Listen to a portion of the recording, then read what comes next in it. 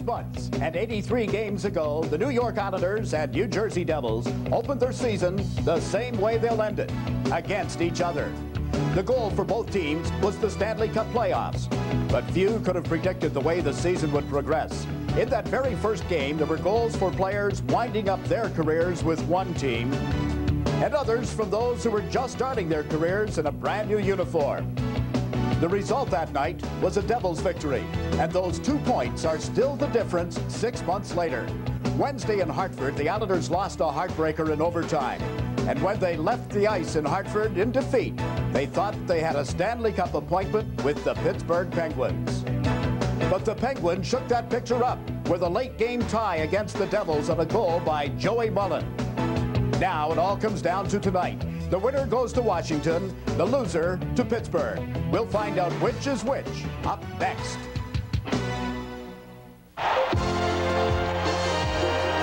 There's Thomas. He scores! Kasparaitis with the hip check. Fell into the back end. He scores! Chance for the Seabirds. Oh, with a stop by Healy. Derek King dances in. A backhander. He scores! Backhander by King. The rebound. Pollock scores!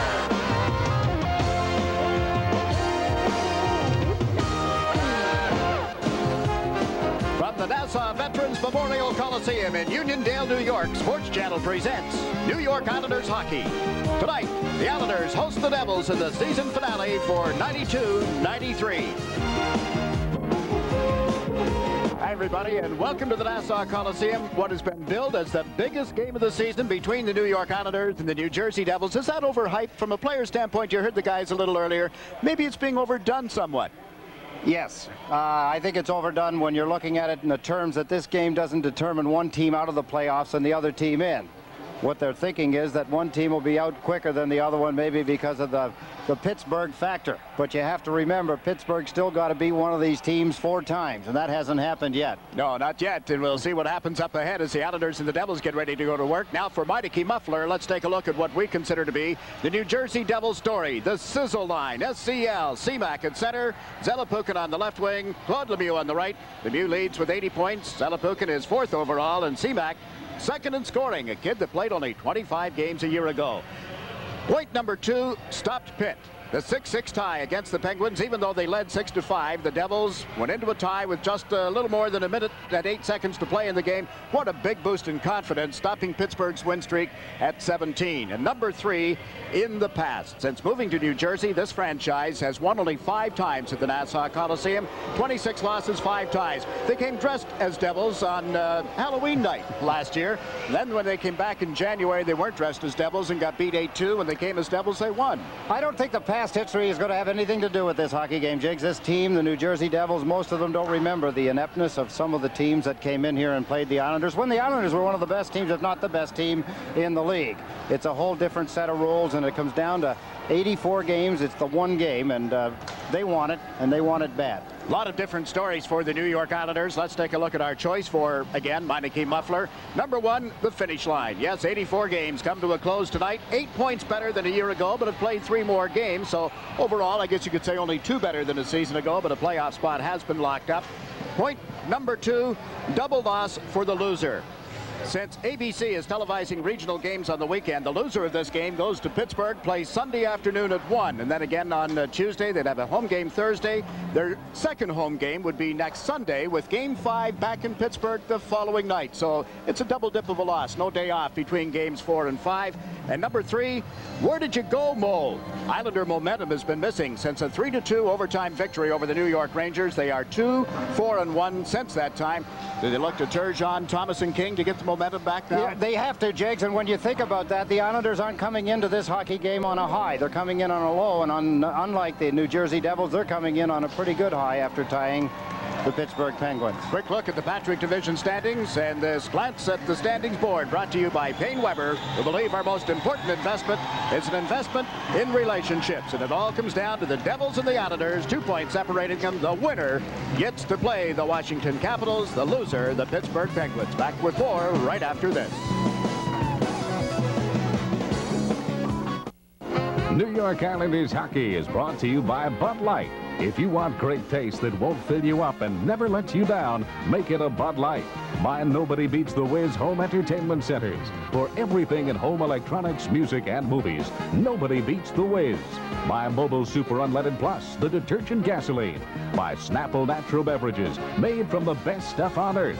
And buy Old Spice, cool, crisp, and clean. It puts the wind in your sails. Welcome back to the Nassau Coliseum. This portion brought to you by the Smith Brothers. The cough drops. No, how do you get that so white? Stanley, I'm just kidding. I worry. Our colleague Ed Westfall will be on the ice momentarily making the Sports Channel Player of the Year Most Valuable Player Presentation Award. Stan, a little bit of a surprise when the goaltending matchups were announced here tonight. The Devils going with Terreri, not nearly as much of a surprise as the Islanders going with Mark Fitzpatrick. Well, I thought that Fitzpatrick would be a possible choice because he's done so well against the Islanders. He's undefeated. But you know, we were debating who the Islanders are going to go with as their #1 guy, and I thought they would have decided that it would have been Healy. I thought my choice would have been go with Healy a week ago and just keep him as your goalie and don't mess around. That would have been my choice. Well, let's go down to the presentations for tonight's pregame. Public address announcer Rich Kahn. You, the fans, were asked to vote for the Islanders' Most Valuable Player. Now to present the Sports Channel Islanders' Most Valuable Player Award, please welcome former Islander and current Sports Channel analyst, number 18, Eddie Westfall.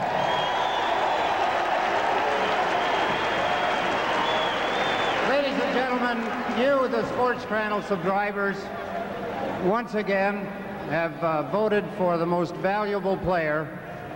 And I don't think it's really any doubt in anybody's mind.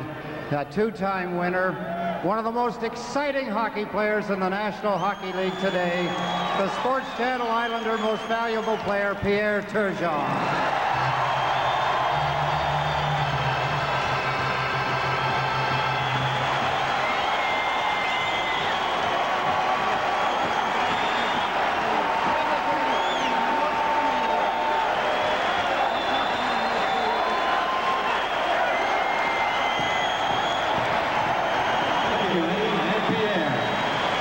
Pierre Turgeon, voted by you as our most valuable Sports Channel player this 1992-93 season, and we'll be back to the Nassau Coliseum right after this.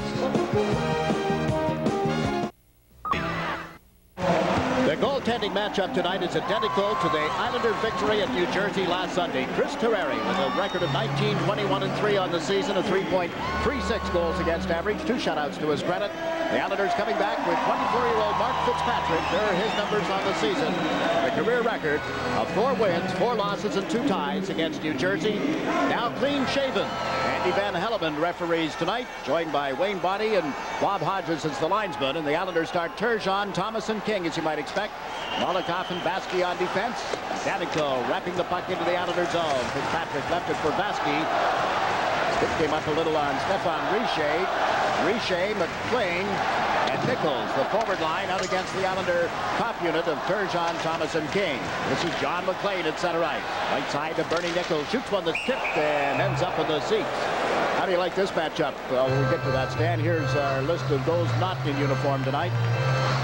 Miles O'Connor, Troy Millette, Scott Peller, and Doug Brown, Yanni Oyanen, and Tom Chorski. And for the home team, we got a whole bunch of scratches, including a surprise Darius Kasparaitis. There's Monty McGinnis, Gary Nyland, Scott LaChance, Darius, David Volek, and Greg Parks. And pointing out, Jiggs, that it's very important for the Devils to get hockey out of Bernie Nichols and John McLean. Those are the key guys on the offense, and they haven't performed the way the Devils would like up to now. So that matchup was power against power. But now the CMAC unit, the sizzle line, if you will, CMAC, Zelepukin, and Lemieux out for the Devils. And the Islanders counting with Travis Green, Ryan Mullen, and Brad Delgarno. And we bid adieu to Stan Fischler. And Fast Eddie has made it from the ice surface to the rafters here in record time. 38 seconds into the opening period. The cross-ice pass broken up by Fetisov. He got checked by Brad Delgarno. CMAC gave it away. Travis Green does it as well. And out comes Lemieux. Claude Lemieux has CMAC on the left. He overled Zelepukin here on the right side. And Fitzpatrick out of the net to play the puck up to Brian Mullen. Back to the goal to Norton. It's checked by CMAC. Back trying to play the line, did, and it's head across. Kasatonov back in the lineup tonight as New Jersey dresses 7 defensemen. Lemieux got pushed away from the front of the Islander net, and here's Delgado with the puck. His pass bounces off the shoulder of Jeff Norton. Tisov goes to the left side. Loose puck in the Islander zone. Lemieux backhanding it toward the net. Then he got bumped solidly by Pilon. This is Norton coming up in the left. Now to Travis Green. 3 Devils back, forcing Green to shoot it in off the pads of Terrari. Mullen facing a loose puck with Kasatonov is back with time to spare. On to the right for Bill Guerin. Now to Peter Stastny. Stastny off the right side, centers, but behind Guerin. Ray Ferraro fed the puck to Hogue. He got checked at the line. Ferraro gets it loose. Checked at center ice by Holik. No penalty. Quick shot goes high up into the seats. A minute and 47 seconds into this opening period. Well, Andy Van Hellemond, he doesn't want to decide the hockey game, Jiggs. He just wants to keep the flow going. Going to have to be a major kind, not a major 5-minute kind of penalty, but has to be more significant than something in the center ice area, such as that trip on Ray Ferraro by Bobby Holik. See the shot by Flatley rising high. I suppose a lot of people are buzzed about the fact that Mark Fitzpatrick, he surprised a lot of people by being called to play in goal. Herb Brooks very surprised when he found out. Everybody expected Glenn Healy. Yeah, that just seemed to be the automatic. Talking to some of the coaching staff this morning, I thought that's the way it was going to be. Devils starting out of their own zone. The check laid on Bill Guerin allows Huey Krupp to fire it around the board. New Jersey dressing 7 defensemen, as I mentioned earlier. Now a penalty will be called. Referee Andy Van Hellemond signaling interference on the Islanders. Benoit Hogue questions the call. Ray Ferraro had something to say as well. Now Hogue and Van Hellemond. It's gone from interference to elbowing. Exactly. When he first signaled it, Jiggs, I think what he did was he put his arm up pointing, and he had his elbow up, and it looked as though it was crossing his arms for interference, but it was there. You see the arms go up. Benoit Hogue getting his elbow in the face of the New Jersey Devil player.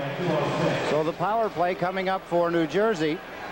Their power play and their penalty killing are both ranked in the same area, 12th. The Islanders' penalty killing has either been 16th or 17th all season long. It's probably one of the weak spots of the Islanders at this point. New Jersey's power play on the road is much better. Well, when I say much better, by about 0.7, but that gets them up to 7th best. As far as road teams, and the 2-line pass here negates anything at the Islander blue line. A minute and 47 seconds remaining in the penalty against Benoit Hogue. In the games this season between the two teams, the Devils have scored 4 power play goals on 26 chances. Brad Delgado and Brian Mullen out as the penalty killers, with Vladimir Malakov and Dennis Vasky on defense. Keep in mind, the Islanders have had 2 shorthanded goals against New Jersey this season. In fact, the Devils are tied with Pittsburgh, having given up the most short-handed goals against. Richer with a long pass. It's played up the boards by Stastny. Stevens, who is checked. Now Stastny drops it back. Scott Stevens played it to the blue line. Got it right back from Nichols. Now Stevens to Stefan Richer. Malakov broke it up, played it to the side of the net. And it's cleared out of there by Dennis Vasky. That's a good play by Mark Fitzpatrick, Jiggs. He coolly just slid the puck onto the forehand of the Islander player. That enabled him to shoot it down the ice. You got to make sure that the defenseman and the goaltender are on the same page, so to speak. Big time, particularly when you're a man short, and the players have their back to the opposition. They're facing the net, the Islander players. Niedermeyer back to pick up the loose puck for New Jersey after Terrari had played it to the boards. Now Richer goes to the left side, and it's dumped down into the Islander zone off the stick of Valery Selepukin. Cleared right back out by Richard Pilon. 45 seconds remaining in this New Jersey power play. Each team has had a shot on goal thus far. Fitzgerald and a nice check at center ice to strip Abeling of the puck and dumps it down.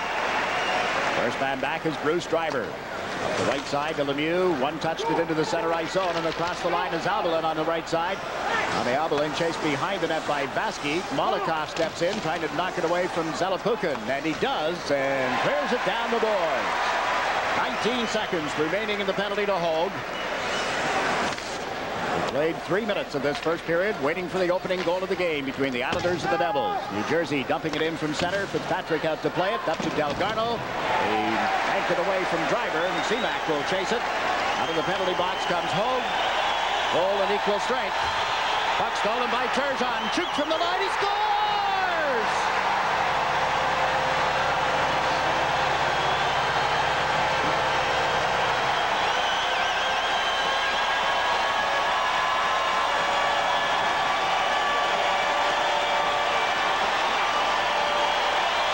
So often throughout a year, you'll forget about penalty killers, and the penalty killers did such a good job. Pierre Turgeon got a shot on goal. Christy Larry misplayed it. The puck going end over end like a football. It may have fooled him, but here's Turgeon stealing the puck. Look at it bouncing and rolling. Did you see it go down?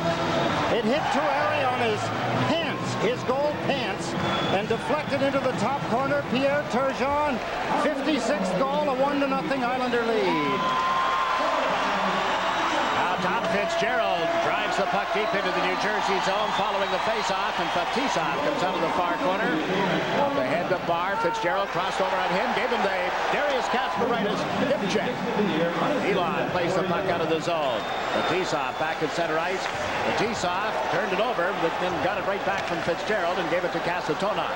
Fetisov with Lakota moving in. Long pass to Randy McKay. McKay shoots one from the line. The steered aside. Norton trying to tip it away from McKay. Jeff Norton sidesteps a check and gives it to Loisel. He got hammered as the Devils finish their checks now. McKay holding him at the blue line. Up the slot with a drive that's turned aside by Fitzpatrick. Randy McKay and Barr and Holik. That's forward line. The Islanders clear the zone. It's going the length of the ice. The Islanders lead 1-0. We'll be right back.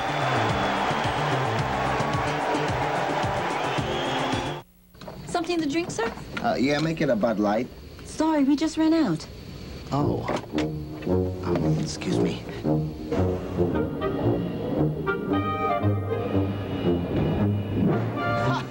Bud Light? Try Flight 261 out of L.A. Oh, thank you. If you want great taste that won't fill you up and never let you down, make it a Bud Light. Do you have a Bud Light? Yes. Welcome aboard, sir.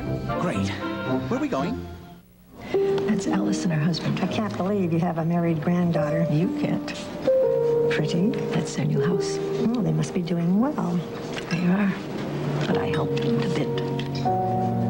About 8-9 years ago, I set up funds for all 3 grandchildren. Oh, that's a nice idea. Actually, it was my man at Payne Weber. He thought I should start setting aside money back then. How do you know about your grandchildren? He asked.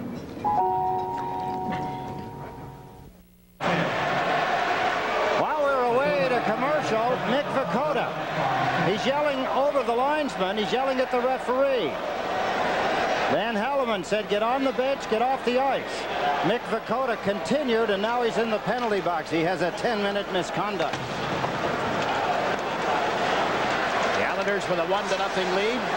Move the puck out of the zone. Bernie Nichols puts it right back in for Richer. McLean goes to the front of the net, but the shot across the front of the goal comes to the line and is shot right back in by Niedermeyer. Richer pulls up on Turgeon, gets checked by Hogue, but still managed to center one that's broken up and cleared out by Curvers to Hogue. Now to Thomas at center. Thomas lost it at the New Jersey line, and a penalty is called, a holding signal by referee Van Helleman. Then he collides with McLean, who ends up on the deck.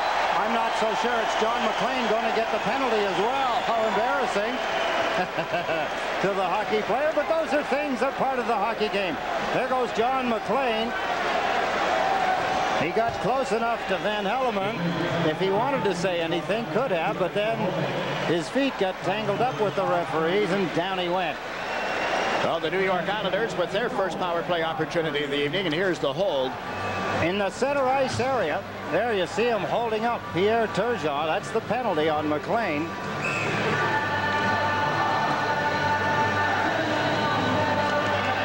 Face-off is just inside the New Jersey blue line. Turgeon with King on the left, Thomas on the right. Malikoff and Curvers on the points. This is Malikoff playing it away from Barr. Abilene has moved up as a forward. Turgeon to Thomas. Can't get it through to Turgeon, and the puck will come back to Malikoff. In front to Derek King. He is checked. Thomas went for it, didn't get there. Now Molotov holds it at the blue line. Up the slot, he scores!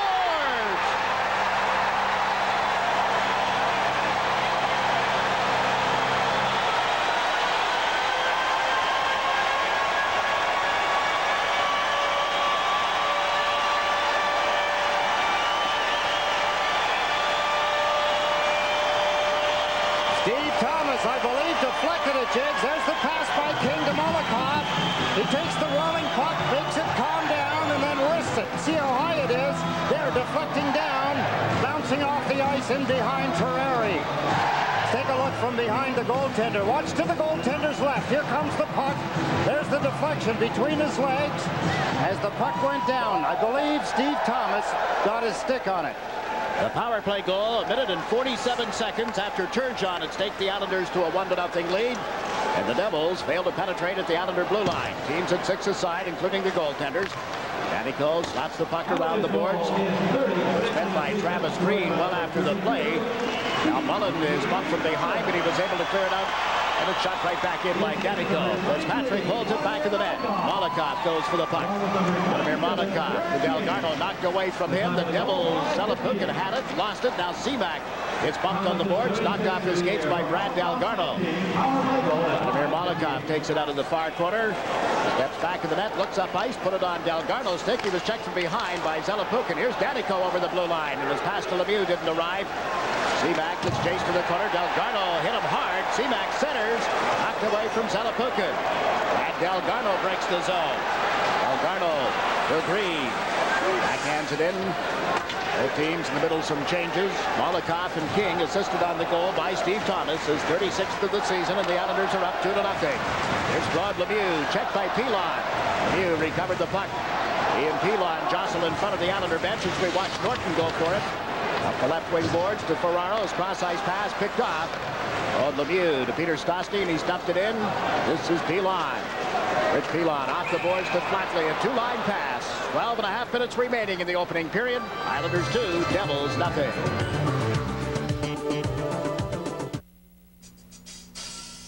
The GMC Jimmy is already loaded with a powerful V6 engine and four-wheel anti-lock brakes standard. And now we've dropped in a few extras. Like reclining seats, air conditioning, a killer stereo, tinted glass, and much more. Now, how do we load you into a Jimmy? With this limited time smart lease.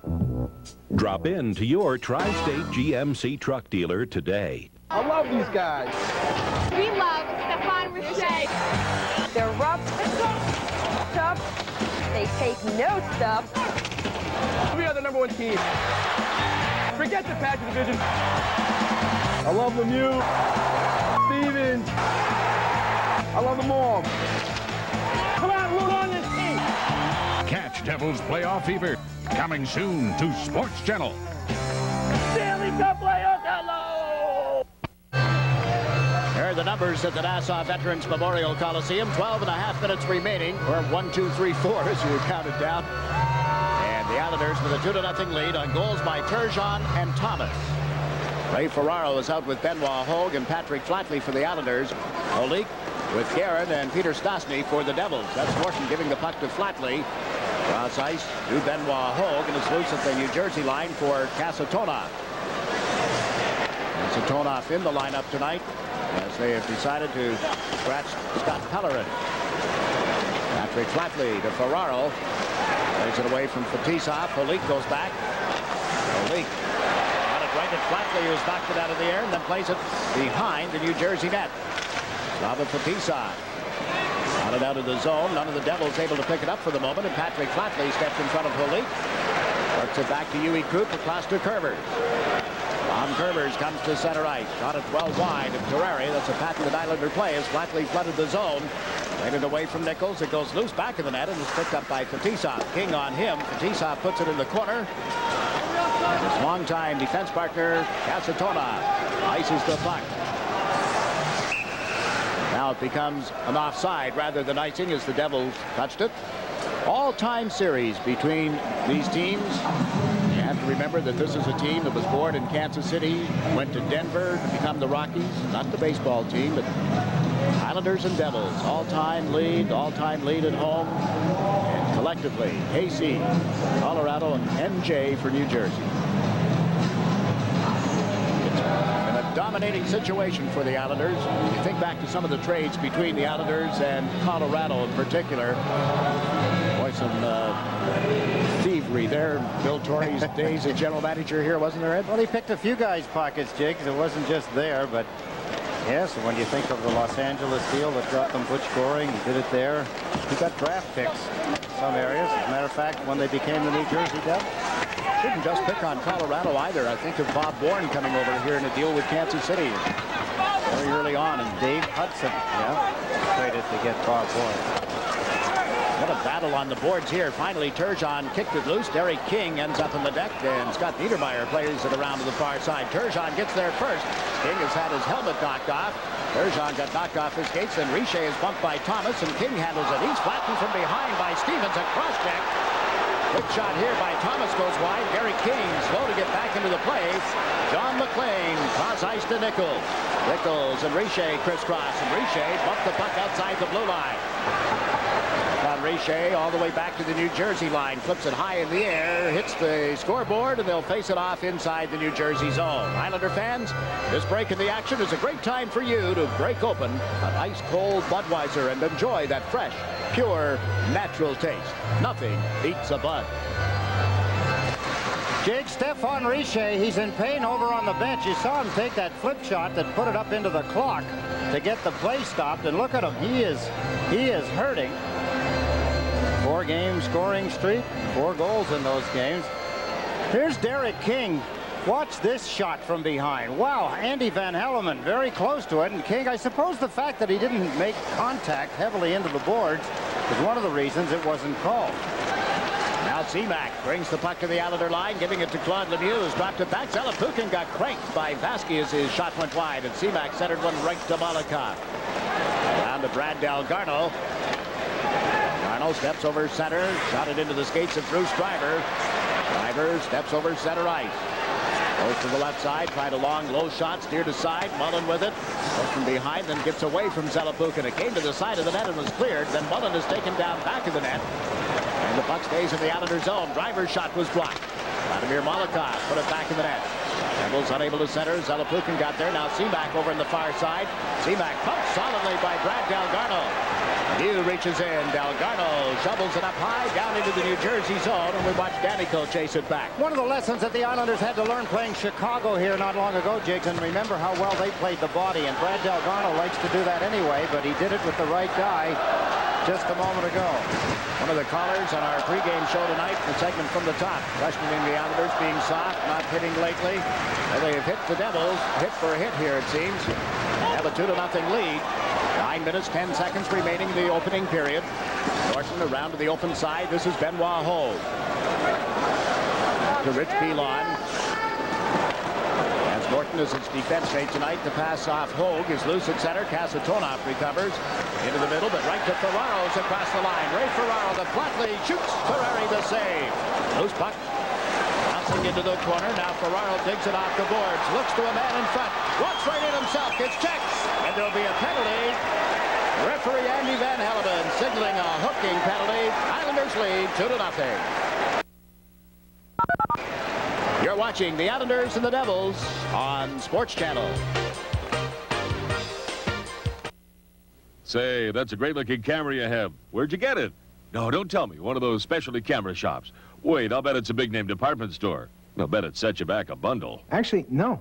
Introducing the Nippon 35mm focus-free camera. The hot shoe is synchronized for electronic flash, a 50mm lens, and a tripod mount. It also comes with a convenient neck strap, a deluxe leatherette carrying case, a professional 50mm sunshade, and a 2-year unlimited warranty. With all these features, you'd think this camera would cost over $100. Well, think again. Call right now, and the first 10,000 customers who order the Nippon camera will also get 100 rolls of free Kodak film with purchase processing.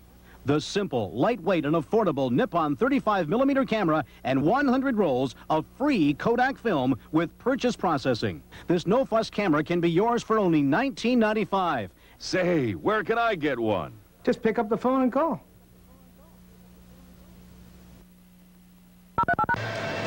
Kasatonov in pursuit of Ray Ferrero. Ferrero racing to the net. There's the hook. There's the hook. That's the penalty. Kasatonov off at the 11:20 mark of this opening period. The Islanders on the power play for the second time in the game, using Turgeon, Thomas, and King as the forwards, Purvis and Molotov in defense. This is Molotov. McLean and Richer are together as the penalty-killing forwards for the Devils. Danico and Scott Stevens on defense. Up loose in the New Jersey zone. That's Stevens playing it up the boards to Richer. Turned around, but still managed to move it to Danico. Off the boards it goes. Islanders take over again at center. Molotov quickly to Turgeon. Turgeon speaking in along the boards, looks to Molotov, gives him the puck. Molotov to the corner for King. Stevens stepped in and clears it out. Not a good percentage pass that the Islanders just made, trying to get it down deep into the corner. They had many other options on the play. Tom Curvers, he'll learn from that mistake. Now Derek King carries the puck in around Danico, pulls up in the corner and was checked by Abilene. Back it goes to Curvers. On Curvers. King to the blue line to Norton, and through him, and Barr is able to clear it out. 50 seconds now remaining in the penalty to Kasatonov. The Islanders have not had a shot on goal thus far. This is Norton, right side for Patrick Flatley. Down the boards it goes. Kruk to the left point, but it went right to Benoit Hogue. Now we're trying to get it back to Kruk. That hit Lemieux and is cleared down the ice by Bruce Driver. Huey Kruk crosses over. Kruk given the okay to get back into the lineup, but still playing with a very sore shoulder. Up it goes to Flatley. Patrick Flatley at center ice. Over the New Jersey line, fed it in around Fetisov, gave chase, but Niedermeyer got back. 16 seconds of the power play. The Devils don't get it out of the zone. This is Norton. Flatley back to Norton, looks to Kruk on the right side. Norton fires up the middle, pad save, big rebound for Ferraro. He couldn't get it back on his stick. Well, that will kill off the penalty time, and that's the only shot that the Islanders had with the man advantage. Seaback into forecheck. Bumps Huey Kruk. Meantime, Norton sets up back of the Islanders' net. 6.5 minutes to play in the opening period. The Islanders got it out of the zone, but Nichols hit in Valgarno. Cost the Devils an opportunity to dump it back in and get the play onside. Now Driver does move it up ahead. It bounces away from Nichols, and Norton moves it off the right. Delgarno, Niedermeyer steps in front of him. Down goes Delgarno. Niedermeyer with the pass to Zalapukin at the blue line. That's offside against New Jersey. Let's get an update and a look ahead to the first intermission. Some observations as well from Stan. Thanks, Jizz. Well, I guess there's going to be Ray Ferraro. I've been watching him closely. He seems to be playing an up-tempo game. He almost had himself a goal there on the power play. He's stationing himself well. Another guy I'm watching carefully, Jeff Norton, was a little slow during the power play, came back, made a good play on defense. He's going to be a pivotal character. Jiggs? All right, Stan, and also during our first intermission tonight, we're going to learn who will join Eddie and myself and Jerry Hart, Denny Potvin, Benoit Hogue, Derek King, and Glenn Healy, and the Islander cruise to Bermuda come August. The drawing will be made for the winner of our Sports Channel contest tonight. There's still some cabins available. If you want to give Hartford Holidays Travel in Great Neck, Long Island a call, please do so. We'd love to have you with us in Bermuda. Tell you more about that. The Islanders chasing the puck into the New Jersey zone. Flatley pushed by Kasatonov. Now the puck goes to Flatley. He's back by Richer. Flatley and Richer to the corner. Comes all the way back. Molotov at the line. Shoots through Terrare's pads and out to the near side. Baskey to Flatley. Out in front, but through Fitzgerald, and it's loose at center ice. McLean can't catch up to it. Baskey got a piece of him, but now Bernie Nichols crosses the line with a pass to McLean. He shoots, blocked by Dennis Baskey, and there's no further play. Timely move by Dennis Baskey. Beautiful sliding stop. He's well out. That gives Mark Fitzpatrick lots of time to see the puck if it gets by him. But John McLean telegraphing. The world knew that he was going to shoot. Baskey knew it. He blocked it. Take another look. Timing so important. There's Baskey moving over. Look at him slide his right leg under his left, much like a goaltender does. The puck never got to that frame you're seeing. Baskey has it underneath him. Let's say hello to all the guys in the coach's office at the Civic Arena in Pittsburgh. Hi, Scotty. Rick, and Rick. And Barry. We know that the guys are there watching the game, taping everything, waiting to see who their competition will be on Sunday afternoon. You know what they're going to tell us? Never heard a thing. They turned the volume off. Scott Stevens with a shot from the left point to his tip. Comes to the near corner. Jeff Norton able to knock it away from Guerin, and this is Turgeon, 2-on-1 with Thomas. There's the pass, there's the drive, and a big stop by Ferrari. Steve Thomas drew 2 men toward him. Turgeon handles the puck, can't get it in front. Stastny choked him off, and now Scott Stevens moves it to Guerin. Guerin over center ice. Waits a little. Holik up in the play, and then dropped it off. Niedermeyer centers right in front. An opportunity taken away by Fitzpatrick. A big glove save on Bill Guerin. It's the Islanders 2, the Devils nothing.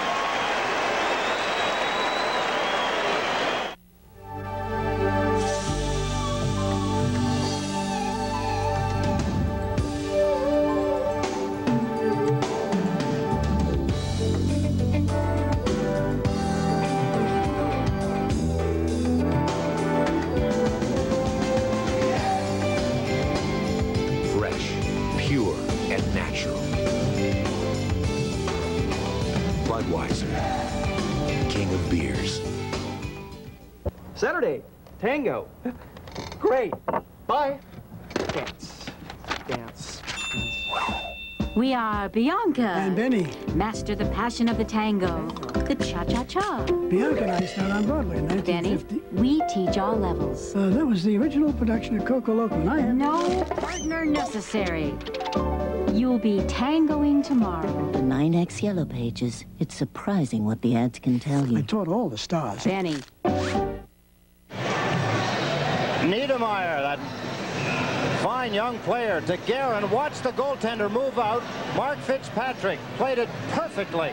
He knew Guerin couldn't make a move and pull him from that far out. He had to shoot. And he moved out and took it away. Now the Devils win the draw, getting the puck back to the line. Tiger shot it in, and it'll be brought back here by Vladimir Malakov. On to Travis Green. Behind him, he reaches for it and dumps it into the Devils' zone. Danico gets it out of there. Played it through one of the Islanders. Icing waved off as Vasky goes back. Flushed from behind the net. View whacking at him. The puck goes to Ryan Mullen, and he spins it on into the New Jersey end. Mullen with Green and Delgarno. Malakov and Vasky, but now Vasky is left and Curvers is out. Devils across the line. Claude Lemieux with a shot up high off Fitzpatrick. Travis Green can't get it out of the zone. Malakov with an opportunity. Lost it to Seaback, but his pass went behind Zalapukin. He's got it now. Larry Zalapukin lost it on the boards. Travis Green clears it out, and we have 4 minutes remaining in the opening period. Goals by Pierre Turgeon and Steve Thomas, giving the Islanders a 2-0 lead on home ice.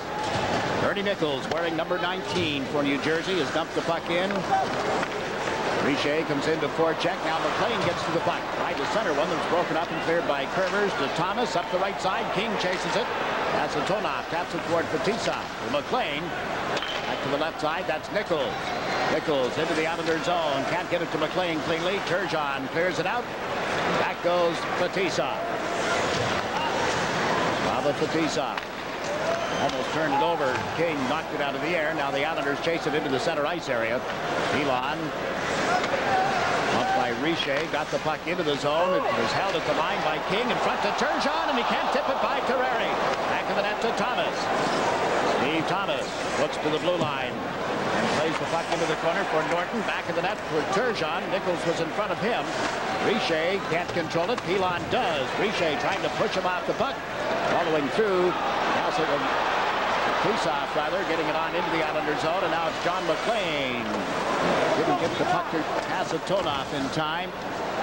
Rich Pilon lost it. Here's Richer with McLean in front. The centering pass ends up being a shot that was high and wide, and Pilon plays it off King and out towards center ice. Scott Stevens back for the Devils. New Jersey captain with a long pass to John McLean. He lays it off in front. Patrick took it to the corner. Malakov took the man as Flatley went for the puck. He was stepped on the play by Holik. Ferraro taking it off the boards. Has Holt going up the left side. 3 Devils back. Ray Ferraro across the line as he played it around Niedermeyer, then dumps it back to the net. Perry handled it. The Devils give it away. Ferraro to Holt. Oh, and he backhanded it wide. Flatley goes to the corner.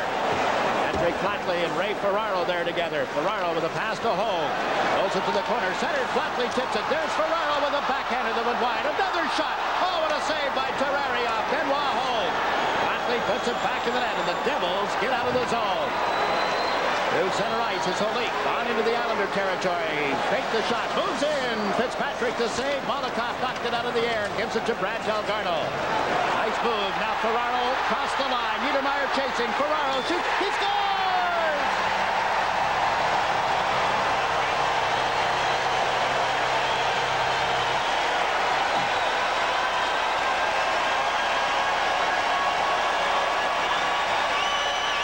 What a job that line's been doing in this hockey game so far. We've got a long way to go. Late in the first period, Ray Ferraro, then Warhol, and Fladley. They had several good scoring chances. Missed one. Terreri made a good save. Watch this beautiful pass by Brad Delgarno. Ferraro streaking, gets in behind Niedermeyer, and he can move. Ferraro goes up high. Down goes the goaltender. He made the mistake of making the first move. Terreri went down to cover the low ice, and the veteran Ray Ferraro beat him up high. Oh, are we going to hear about this on our first intermission tonight? He'll join Stan Fischler. He'll get a lot of replays out of Ray on that one. 3-0 Islanders. Go ahead, Ray. Milk it. Might as well, huh? A minute and a half remaining in the opening period. Claude Lemieux dropping the puck to Driver at the Islander blue line. Bruce Driver's put it back in the net, and Kerber's moves it up the boards. Right to Driver. Right to center one. Dewey Krupp took it away from Seaback, rounds the net and starts out. Pass to Mullen. Ryan Mullen flips it in. Travis Green chasing it. Krupp drives to the front of the net and goes back to the goal for the puck. A check. We watch Mullen turn on Driver and promptly put it around the end boards. Tommy Fitzgerald at the 19-minute mark of the opening period lays it into the corner. In goes Norton. Couldn't get a stick on it. Claude Lemieux does. Lemieux being chased by Turgeon. Drops it back. This is Driver on to Danico. And Danico dumps it down into the Islanders' zone. Race for the puck. Norton will get back, but that's an icing call against New Jersey. Molotov and Delgarno assisting on Ferraro's goal, giving Al Arbor's team a 3-0 lead. That's a big lead in this kind of a hockey game if the Islanders can continue to play the kind of hockey that they're playing right now. There you see the number on Ray Ferraro, his 14th goal of the season. A beautiful pass coming out of the end zone by Brad Delgarno. That long rink-wide pass. Delgarno was up close enough to his own blue line that it wasn't dangerous, and he had most of the Devils trapped in the Islanders' end of the ice. With that goal, Ray Ferraro has tied assistant coach Lorne Henning and J.P. Parisi for 25th on the Islanders' all-time scoring list. J.P. Lorne Henning. 3-0 here as the Islanders win the draw. Norton at the blue line fires, pad save, rebound was there for Loisel. Loisel back in the net to Turgeon. He got checked, but here's Tommy Fitzgerald trying to take the turn on Niedermeyer. Stripped him and shoots. The net is backed up and back down. Play continues. Loisel's forechecking. Knocks the puck loose, but Niedermeyer gets back. Down the end boards to Stevens. Scott Stevens gave it away to Turgeon at the blue line. Up the slot. The pass to Fitzgerald, and he can't knock it out of the air. Now comes back to Loisel with 8 seconds in the period. Into Fitzgerald. All over the Devils, not just on the scoreboard, but this has been one tremendous shift for this line, and the period comes to a close.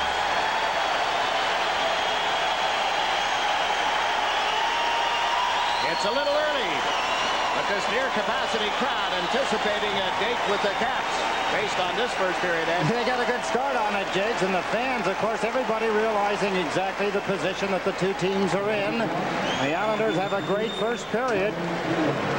3 unanswered goals.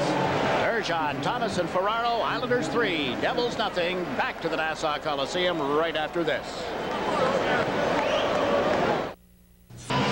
Now for Snapple and Snap Up. Snapple made from the best stuff on earth. An update on the Islanders scoring leaders, the top 6.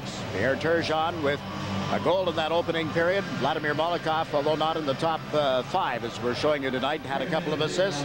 Steve Thomas with his 36th goal. Derek King with an assist, and Craig Billington is in the nets for the Devils to start this second period. It's only the second time this season that Chris Terreri has been yanked because of ineffective play. So Billington, who went to the All-Star game, is in there. Never been in the nets for a Devils win over the New York Islanders. 0-3-0 in his career. The Islanders with the puck in the New Jersey zone. That's Turgeon. King and Thomas. King dropped it off. Steve Thomas pulled away from Stevens, then turned back on Nichols. Lost it to McLean, then gets control of it again. Lost it to Stevens. McLean with a pass to Bernie Nichols. Onto the left side for Richer. And Niedermeyer. Things open up. He walks in, shoots and scores! Scott Niedermeyer early in the second period. They burn the Islanders. They get them out of position. The Islanders looked as though they had everything under control in the offensive zone, but they lose the puck out near the blue line. Watch the drop pass. You see Huey Krupp went for Richer. That left Niedermeyer an open path, and he put it under the right arm of Mark Fitzpatrick. His 11th goal of the season, only 41 seconds into the second period. There's the drop pass, Richer to Niedermeyer, and he walks straight to the net. Beautiful play by the young defenseman. A lot of people think that he will be a Norris Trophy winner sometime in the future. So the Islander lead. Not safe. Seamack is over the line. Zelapukin closing in, and Molotov pushes Seamack off the puck. Baskey able to get it to Green, and the Islanders come to center. Travis Green to Brad Delgarno. Things open up for him, but he got it tripped up from behind by Bruce Driver. Driver plays it to the far boards. Green there to knock it down. Back of the net to Delgarno. And Delgarno looks to the blue line. Set up Baskey for a shot. Here's Mullen with a drive. He scores!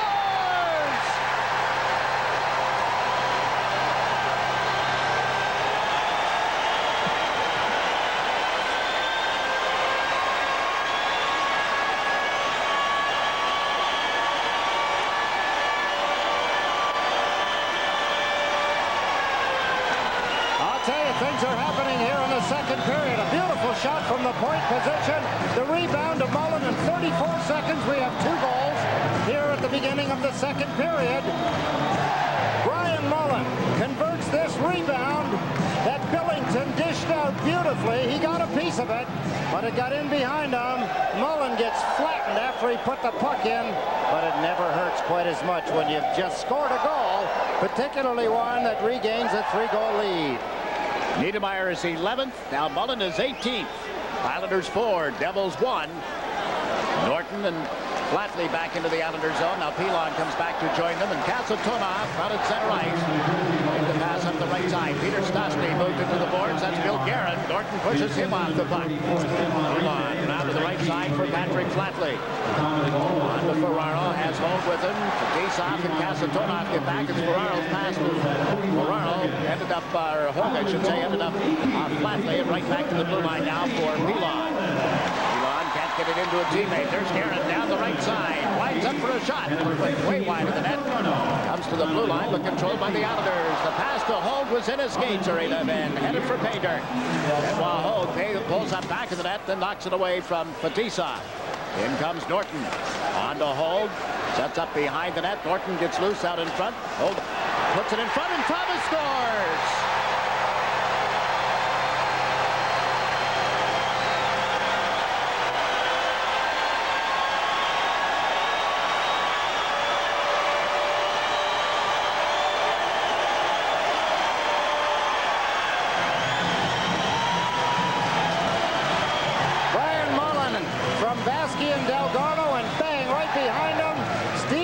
His second goal of the game. Behind the net, Benoit Hogue feeds it out. Bill Guerin couldn't hold on to Thomas, and Thomas beat Billington, who had replaced Terreri at the beginning of this period. But seemed like he's played a whole hockey game already. Now Richer into the Islanders zone and shot one wide. Yeah, not the way you want to come into this game, is it? Greg Billington, 5-1 Islanders. Loose puck in the Islanders zone. Richer out to McLean, and Thomas tipped that out of the zone. Chasing it back is Stevens. That's Turgeon on him. Stevens banks it off the boards, and hit Derek King's skate. Bounce to Richer. Now to John McLean on right wing. McLean, a centering pass, knocked out of the air by Thomas. Picked up by Richer to Niedermeyer. Got a shot away, and it's tipped. Fitzpatrick reaches back, makes the stop right at the goal line, and holds on. Let's get you up to date. Niedermeyer from Richer and Nichols. That cut the lead to 3-1. Then Mullen from Baskey and Delgarno. And then Thomas from Hogue and Norton. 3 goals in the span of a minute and 31 seconds. Al Arbor won his first Stanley Cup ring 32 years ago tonight, April 16th, 1961. The Chicago Blackhawks knocked off the Detroit Red Wings in 6 games. The only Chicago Stanley Cup since 1938. 32 years ago tonight for Al's very first. That is a player, folks, in case you thought he was coaching. I remember the Chicago Blackhawks winning that very well. That was my first year as an NHL player. What a team they had. Yeah, the Blackhawks in that era, 1961. I remember Pierre Palat, Elmer Vasco on defense. We'll be back with some more memories after this.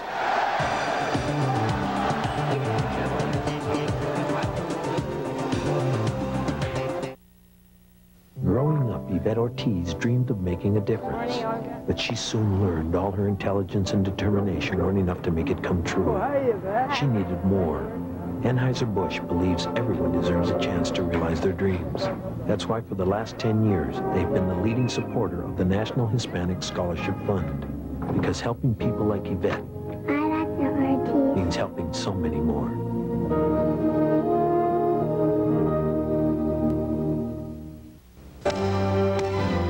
Some banks have tremendous assets, but those same banks are putting a freeze on business loans.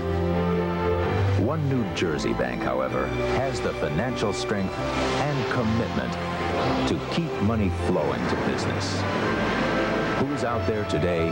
Who'll be out there tomorrow making business loans? Who else but United Jersey, the fast-moving bank.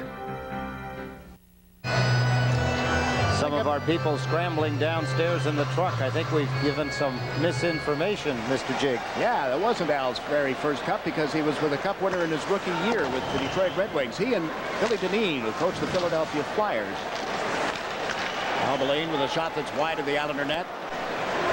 Al broke in with the Detroit Red Wings, then went to Chicago. The play onside, driver up the slot, met by Pilon. Then Dakota came back. He took a thumping from Barr, and Pilon moves it around the boards. Ken Danico in after it. Danico looks to the man in the slot. That's McKay. Gave it to him. McKay with a drive off the catching glove of Fitzpatrick. Jeff Norton frees it up. Dumps it down the ice on a deflection, and no icing to be called, so Billington comes out to play the puck for Driver. Driver up to Al Boleyn. Dropped it off. Barr comes down the left wing boards. Ian McKay into the Islander zone. McKay cross ice to Danico. Went off his stick, but stays in the Islander zone, and there's Dennis Vasky with the puck. Gave it to Ray Ferraro. Ferraro tipped it over Vakota's stick at center ice. Driver moves it right back to Ken Danico. Pass picked off by Vladimir Malakov. Then he lost it to Bernie Nichols. Fakes and then shot it off Vasky, and that bounces out of play. 15.5 minutes remaining in the second period at the Nassau Coliseum, and the Islanders lead this game 5-1. Al Arbor's first Stanley Cup was 1954 with the Detroit Red Wings, and then 7 years later his second. Still 32 years ago tonight, it was his second Stanley Cup, not his first. Sorry, Al. See where Al and Claire were into Brooklyn to have their interview to become citizens of this country. We're talking tonight about some of the questions. He said, oh, you had to tutor he and Claire, I would have to think, you and Marilyn. You know what? You know, we didn't. I didn't realize Al was going for it. I said, had I known, I would have given you all the questions, Al. He said that going for his American citizenship. Well, he and Claire both for American citizenship. Yeah. So they have cleared that hurdle, and probably in about 6 weeks' time, they're swearing in. Long shot from the point, turned aside by Fitzpatrick, comes right out in front. Turgeon lost it. Nichols can't jam it in, and Pierre has it again. 3-on-2 as Turgeon comes up the middle. Went to the left side, but it's offside. He couldn't get it to King cleanly after Niedermeyer had broken up the pass. Both teams are making mistakes. For the Islanders, they're covering up a little quicker. Fans are enjoying on the entertainment wall the fact that the team is showing in 4th place, trying to overtake the Devils. Right about now that the man with his hand on the chin wishes that it was Carl Malden behind that bench. What a great casting job when they put Carl Malden into that movie after the 1980 Winter Olympics to play the part of Herb Brooks. Herb was telling me here the other night about being intercepted on the streets in New York one night when he was with his wife, Patty, and the guy said to him, "You're Herb Brooks, right? The coach of the Devils." Herb said, "No, no." He said, "I'm Bill Butel from Channel 7. Oh, there is a similarity. Yeah, he said, "Bill Butel, yeah." The coach went on to say, "Well, that guy in New Jersey's got the team so messed up. Sorry, you mistook me for him." The guy walked away and said, yeah, that Brooks hasn't done a very good job, has he?" Herb chuckling away. Zelepukin handling the puck for the Devils. Up off the boards to Claude Lemieux. On to Kasatonov. Seamak was there, but stepping up is Delgarno. Couldn't get it around Kasatonov. Nolikov went to the left side. Hard pass. Mullen chases it in. Billington put it in the corner. Brian Mullen steps back to the net. Looks to Delgarno, and a shot hit the outside of the goal. Seamak and Delgarno to the boards. Travis Green jumps on a loose puck. Couldn't get it back to a teammate, and then a long pass intended for Zelepukin was broken up by Nolikov. That's Vasky and Zelepukin battling on the end boards. Zelepukin feeds Fetisov. Long drive just wide of the net. The rebound, the jab at it, and it hit the pads of Fitzpatrick. Now round to the point and held in. Knocked away, and Fetisov picks it up at center. Played the puck cross ice. Zelepukin didn't trap it. Nolikov does. Being bothered by Lemieux as he gets into the New Jersey zone. Fetisov stepped in front of him, and Kasatonov plays it towards center ice. This is Dennis Vasky for the Islanders to Vladimir Nolikov. And a long pass that was tipped at center ice. Turning with it. Alexander Seamak up ahead. Claude Lemieux got checked in the Islanders zone. This is Vasky. Dennis Vasky off Flatley stick at center ice. Chasing it back is Fetisov. Flatley on him. Flatley trying to get his stick back. Trying to move the puck now. And it comes back to the point for Pilon. In around the boards. Flatley being tugged at. Fetisov had a chunk of his jersey. The puck goes loose. Norton over on the left wing. Can't get it to Flatley cleanly. Now Danico moves it around the boards, but didn't get it to McLean. The forechecking job of Ferraro. Hogan Flatley for the Islanders. Now Richer chases the puck in. Hooked it out in front of Fitzpatrick, and nobody there. And Pilon flips it high in the air out towards center ice. Back on it is Driver. Got it to the line, but now Ferraro steps across the line on right wing. Checked from behind by Richer. Didn't get it out of the zone cleanly, but McLean got there and then turned it over. Ferraro hand passed it to Flatley. Brings about a play stoppage. The Islanders with a 5-1 lead. This copyrighted telecast is presented by the authority of the New York Islanders, and it's intended solely for the private non-commercial use of our audience. Any publication, reproduction, retransmission, or other use of the pictures, descriptions, and accounts of this game without the express written consent of the Islanders and Sports Channel is prohibited. Well, I suppose for anybody that really cares, the Rangers got a goal. It took them 137 minutes and 15 seconds to get a goal. Graves scored at 6:17, and the Rangers lead the Capitals 1-0. Some drought, wasn't it? Wow. Wow. Now they made all the news, the headlines tomorrow, and the news conference tomorrow afternoon at 1, reportedly, to introduce Michael Keenan as the next coach of the New York Rangers. Dave Barr gets the puck out for the Devils, and at center ice, Randy McKay got checked. Here's Claude Loisel. Can't get it to Lakota in time. Driver dumps it up the middle of the ice. Barr around Lakota into the Islanders zone, shoveled it to the open wing, and Tom Curvers is there to flip it high up off the glass and down into the New Jersey end. Driver chased behind the net by Fitzgerald. Devils just clear it out. Huey Troop will shoot it right back in again. Claude Loisel comes in on the right wing boards. Knocked it away from Driver onto Fitzgerald. Fitzgerald centered. That was tipped by Barr and almost into the net. Here's Fitzgerald with the blue line to Norton. Jeff Norton played a pass intended for Loisel that came off the end boards and is grabbed by Craig Billington. At the Nassau Coliseum, it's the Islanders 5, the Devils 1. From coast to coast, millions of Americans are discovering the great all-natural taste of Snapple natural beverages. All 100% natural, with no preservatives, no artificial flavors, no artificial colors. Try our real brewed iced teas, all-natural sodas, Snap-Up sports drink, pure juices, delicious juice drinks. Nothing beats the great taste of Snapple. Snapple, made from the best stuff on earth. The Islanders have really gelled, and they've come together as a team. They're prepared now for the playoff hockey, being that they worked so hard to get here. You can see that the players are hungry to be on the ice. They don't just get the puck and just shoot it away. They're not nervous out there, and I think that that's a very, very good sign. From the Kasparaitis to the Ferraro to the Flatley to the Thomas. I mean, these guys are guys that'll go out there and they'll do something that'll make the other team think, wow, these guys are just not going to quit. But that's the good sign that I see. Brooks said in order for his New Jersey Devils to win, they've got to control the middle part of the ice, and that's from circles to circles, from both ends of the ice, the center ice area, if you will. They're not doing that right now. Still a lot of time in the second period and the balance of the game. Elon and Norton on defense for the Islanders. Ferraro, Flatley, and Hogue up front. Holik comes through center ice, crisscrossing with Stastny, who takes the pass over on the right side. Peter Stastny shot it off Norton. Ferraro and Holik go to the boards, and the puck is freed up for Benoit Hogue. Up to Flatley. Flatley being chased by Scott Stevens. Flatley moved the puck onto the end boards, got to it. Around now to Hogue, out in front, can't get it to Ferraro. Flatley sets up Hogue. Back of the net to Ferraro. Unable to hit Flatley, who was open on the far side. Flatley moves it to the point. That's Norton. Fires, deflected wide. Ferraro chases it down, puts it out in front. It threw both Flatley and Hogue, and on come the Devils. Peter Stastny across the line. Olik with him, takes the pass, shoots off right wing. That was blocked by Norton. Stastny gets checked by Delgarno, but there's Niedermeyer. Into the corner. Norton on Guerin. The puck comes out in front. Holik gets chased away. He still got a shot away, but it was well wide of the net. Stevens picks it up at the left point. Turned it over on the boards. Hogue able to move it out, and Stevens plays it cross ice to Niedermeyer. That's Niedermeyer. to Guerin, back to Stevens. He shoots one. Fitzpatrick the save, and Norton handles the rebound. 5-1. Islanders leading as we approach the midway point of the second period. Brad Delgarno gets to center ice. Plays it around Zalapukin.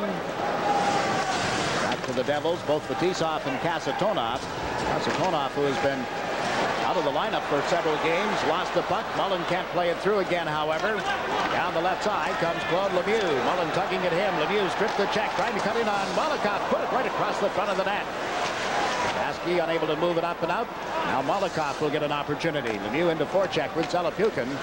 Seamack backing things up at center. Broke up the pass. The Islanders regain control, and that's Baskey shooting it around the board. Delgarno puts it behind the New Jersey net. Back down by Fetisov. On to Zalapukin.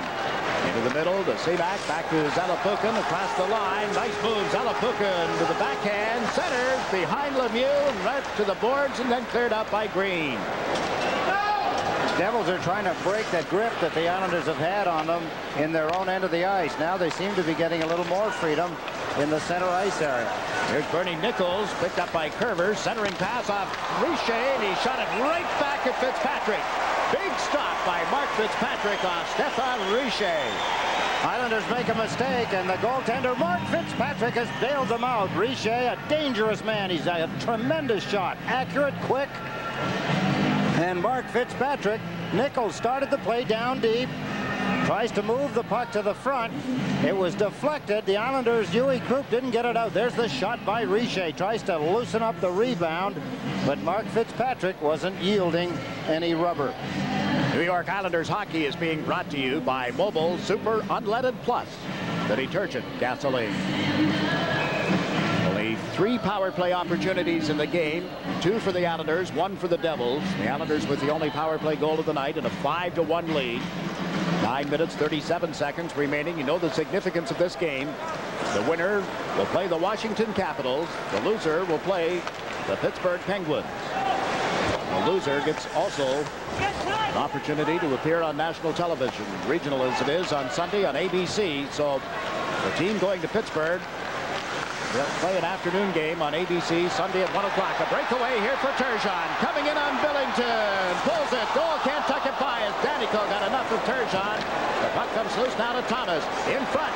There's Derek King, and he got tugged at. Driver tugged him.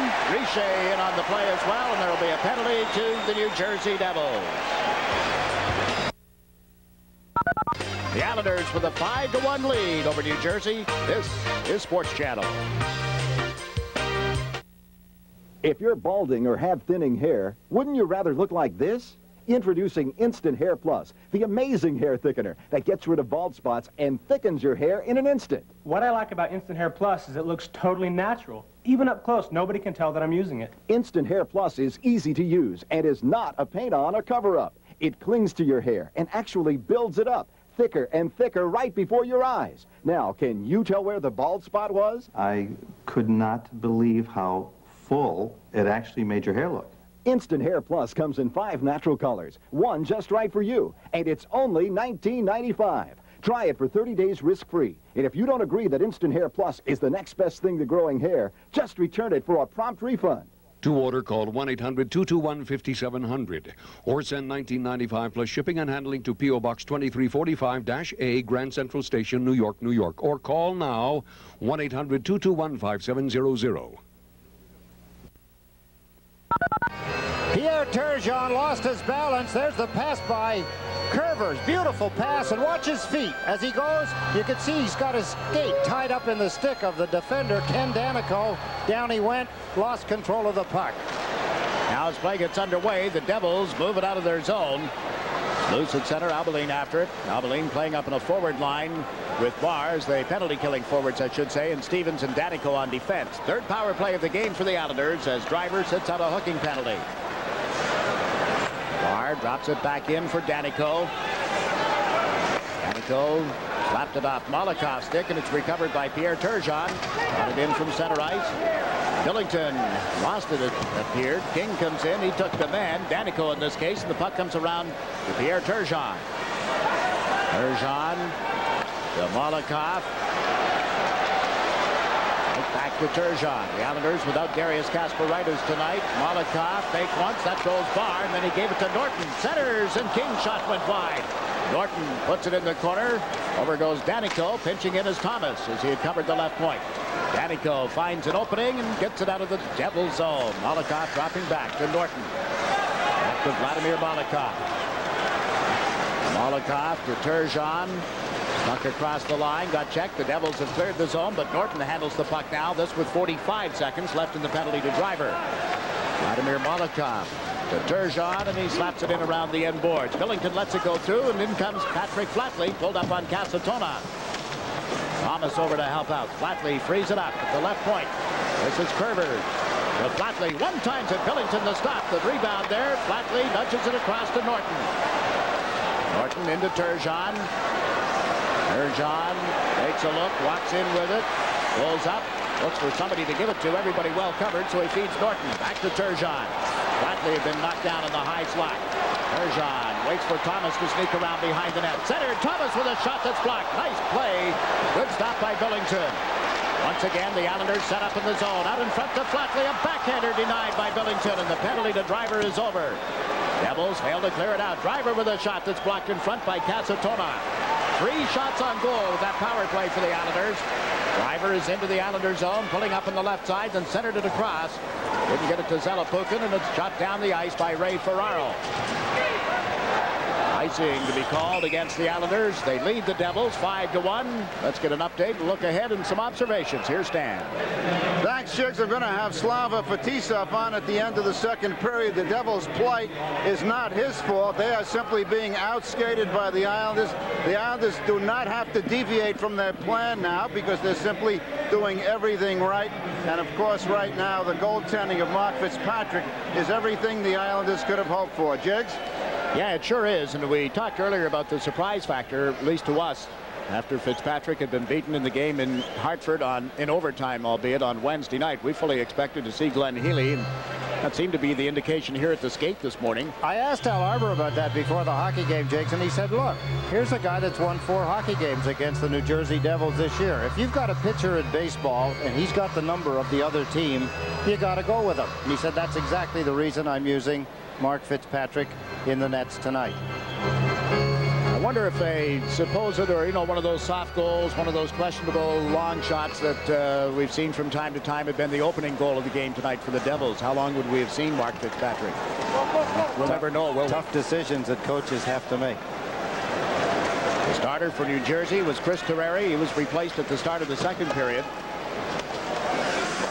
3-0 Islanders after 1 on goals by Turgeon, Thomas, and Ferraro. And Niedermeyer scored 41 seconds into the second period before Mullen and Thomas responded for the Islanders. 5-1. And just a little more than 6 minutes remaining in the second period. Seaback with a low shot. Fitzpatrick the stick save, and then he gave the puck to Vasky. On to Mullen. Delgarno comes through center ice. Mullen dumps the puck in. Delgarno goes to the right wing boards. Fetisov is there. Off of Fetisov. Off the boards with that pass to Lemieux.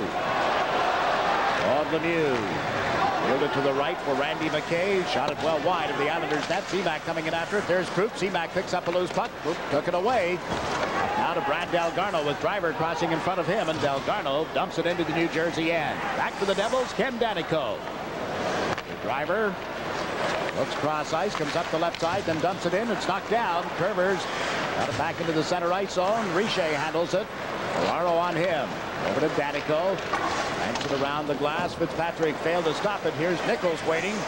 Bernie Nichols lost it to Ferraro. Out to Flatley. Hogue on the left side takes the pass. Benoit Hogue into the middle, but too far for Krupp. Ray Ferraro gets a stick on it. Couldn't play it through. Driver, and the Devils dump it out towards center ice. Back on it is Curvers. Quickly to Hogue. Mishandled it. Up ice comes McLean. He got checked. Now Driver plays it on into the Islander territory. Tom Curvers with it now. A pass tipped by Flatley and on into the New Jersey zone. Driver goes back. Under 5 minutes to play in the second period. Bruce Driver. Gave it away. Norton waiting at center. Did likewise. Richer got tugged at by Loisel. Play continues. Rod Loisel plays it out of the zone. This bounces down into the New Jersey end. Rolls across the line. We'll hear a whistle for icing. Islanders 5, Devils 1.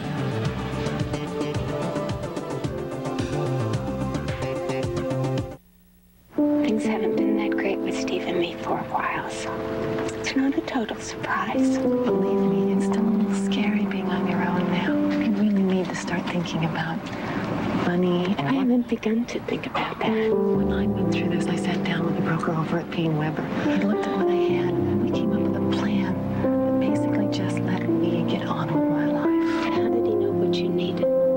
Fortunately for me, he asked. If this is how you think of Volvos,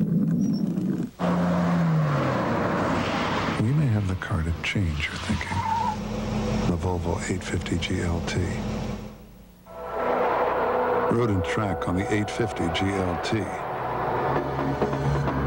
This is not your Uncle Olaf's Volvo.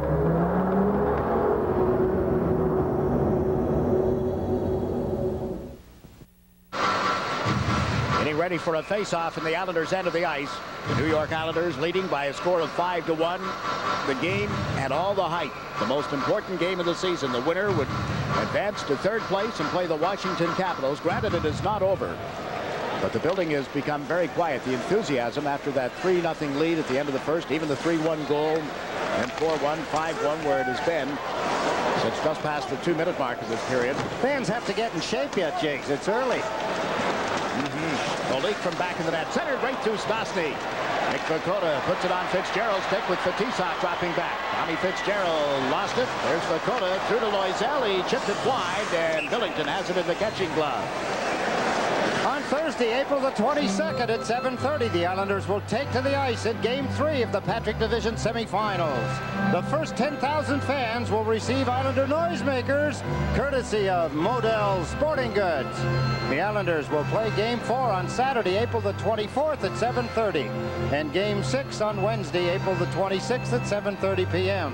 Tickets are on sale at the Coliseum box office, Ticketmaster, or Ticketmaster charge by phone. You can call them at 516-888-9000. And don't forget the request from Islander management to wear orange. Wear orange sweaters, whatever you can find that is orange. A sea of orange here. And the Islanders are back for games 3 and 4, the division semifinal. Mullen puts the puck back in the net. There's Travis Green. Niedermeyer over on him. Now Delgarno goes after it.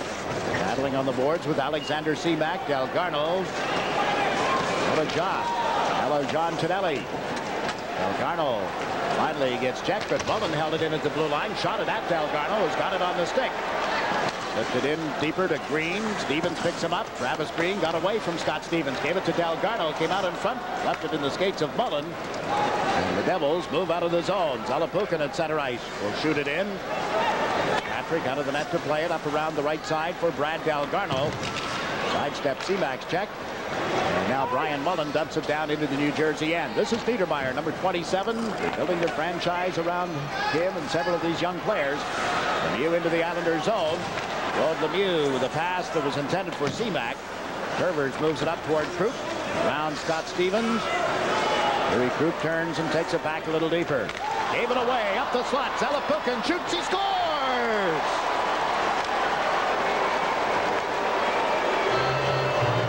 Krupp has been out of the lineup for the past 3 games. His timing is very poor. That's the second major mistake he's made in this period, and the second goal that has been scored by the New Jersey Devils. There's Yuri Krupp as he tried to make that pass up the middle. Intercepted. Zalapukin, bang.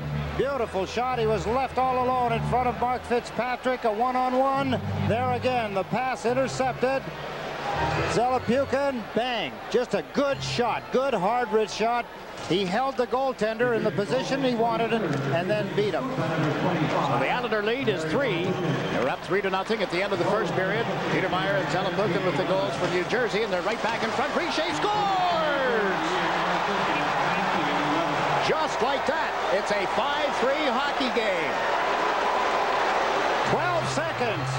The New Jersey Devils have made things ugly for the Islanders.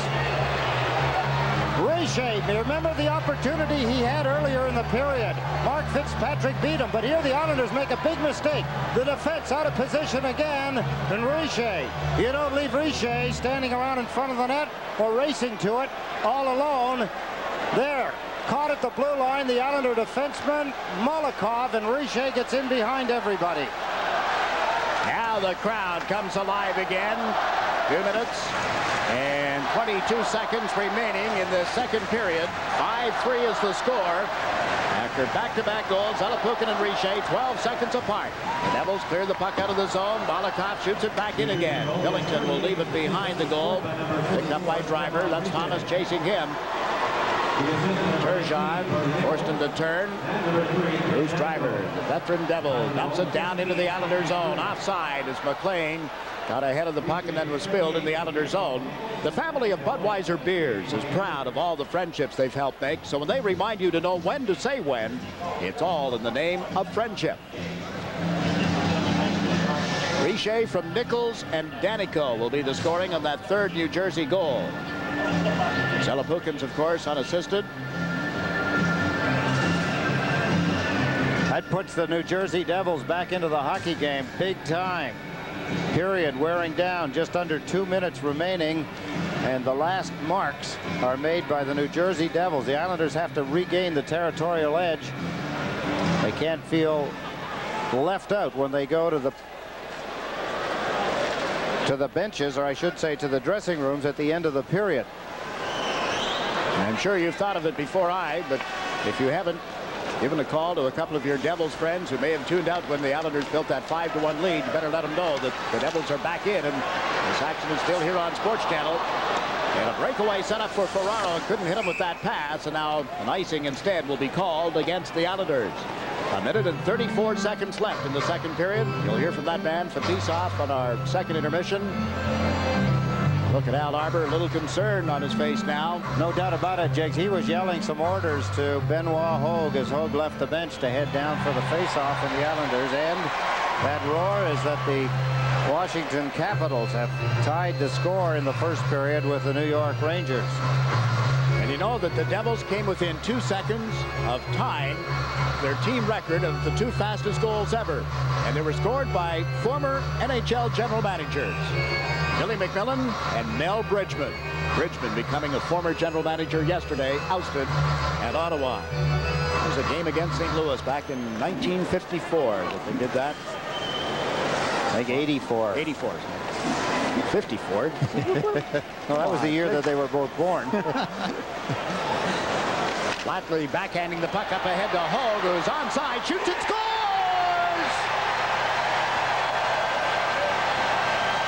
2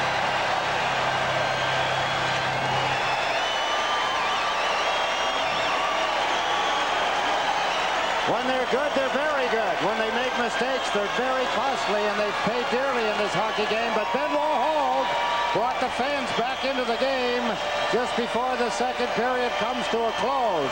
1 minute and 18 seconds remaining as the Islanders catch the New Jersey Devils standing. There you see all 5 of them, almost flat-footed, coming across Fetisov, but he couldn't get to Hogue in time, and the long shot beat Billington over his catching glove. Beautiful shot by Benoit Hogue. The goal at 18:42. Islanders 6, Devils 3. Hogue getting his 33rd of the season. 3 goals in the span of 1 minute and 31 seconds. And Brian Mullen tries to get the puck out and does. We're into the final minute of play of the second period. Back on it is Scott Stevens. Up to Nichols. His pass picked off by Mullen. He feeds Green. Backhands it around Niedermeyer. Billington goes out of the net to cut it off. In comes Delgarno. He got met by Nichols, and now Scott Stevens gives it to Niedermeyer. Up to Richer. Richer looks to the right. He had McLean flying down the right side, but Fitzpatrick out to handle the dump in. Around to Delgarno, and he's banked it off Stevens at center ice. Niedermeyer goes back for New Jersey. Puck tipped at center on into the Islanders zone. It'll be tracked down by Venisfasky. Now chatting. Benoit Hogue. Vasky plays it up the left wing boards into the New Jersey zone. Will get a nicing against the Islanders. Clock stopped with 6.3 seconds remaining in the period. Flatley and Ferraro assisted on the goal by Hogue. I get you right there, Herb. Wow. Can't figure out what's going on. Doesn't matter what goaltender he gets in there. The Islanders are finding the right spots with the right shots. The Islander end of the bench. Things a little calmer now. No, just looking at Herb, there's another game, an entire different game going on inside of him. Not the game plan that was in his head, not what he had designed for this game at all. His team fell behind at the 4:11 mark of the first period. Just before the 6-minute mark, they were down 2-0, trailed 3-0 at the end of the first, got behind 5-1, and pulled themselves into it at 5-3. Now it is 6-3. Face off in the Islander end of the ice. Benoit Hogue against Peter Stastny. Stastny pulled the puck back. Holik shot it off Loisel. It's held at the line. Driver over to Holik. He lets it go, but the horn beats everybody. Still tried to put it into the goal mouth, and you see the way the Islanders react to Tommy Abilene. Really was a harmless little bunt at the puck at the side of the net, but the Islanders said, the game, the period at least, was over at that point.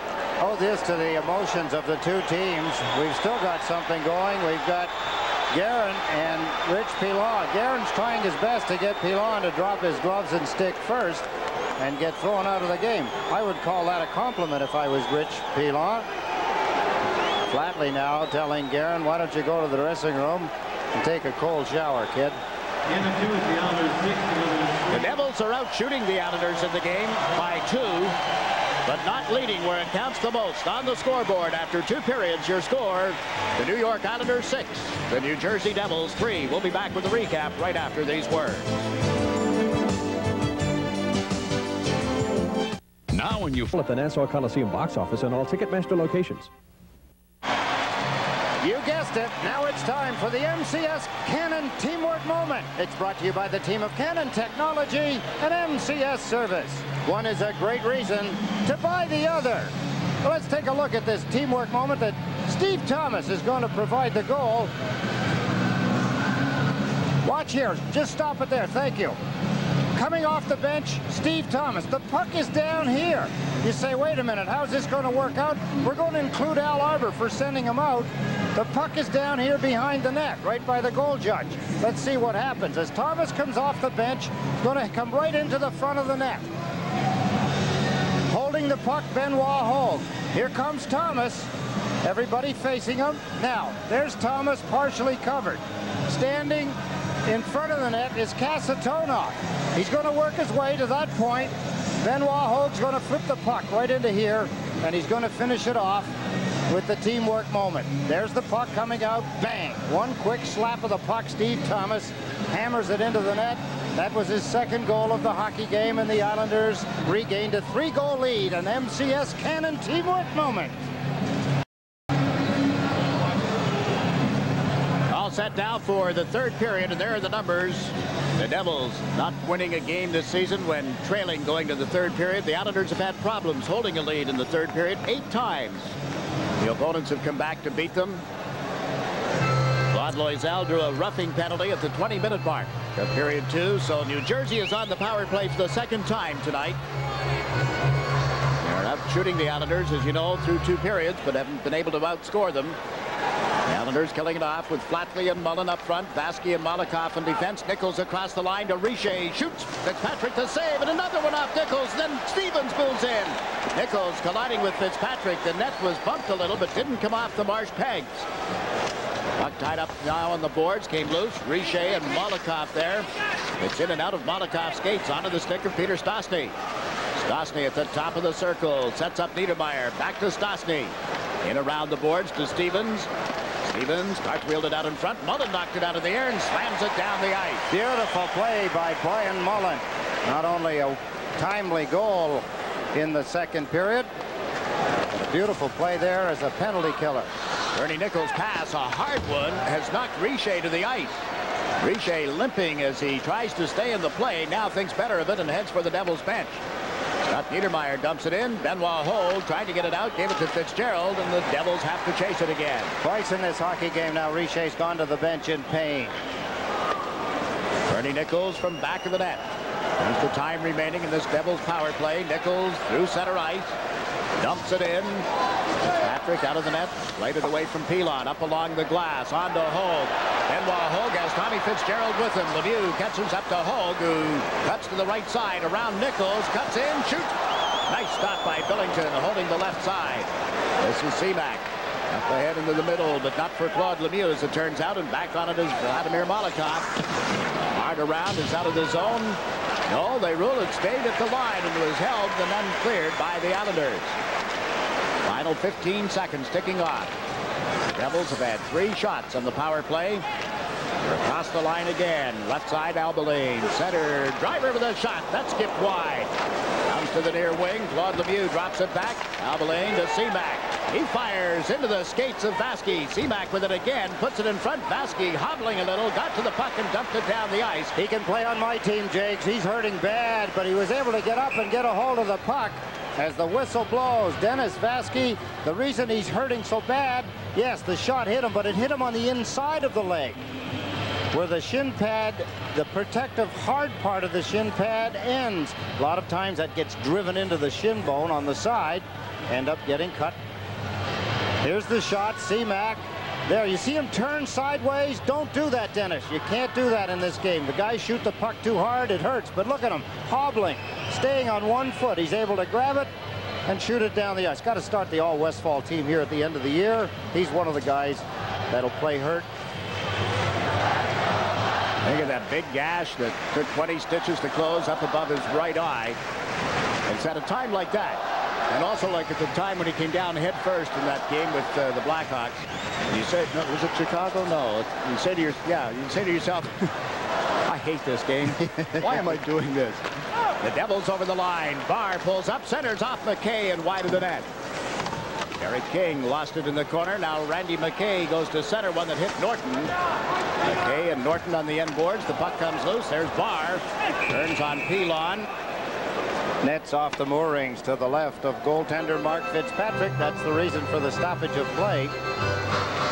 Gives us a chance to remind you that Islanders hockey is brought to you by Mobil. Mobil One synthetic motor oil. Isn't your car worth the extra protection?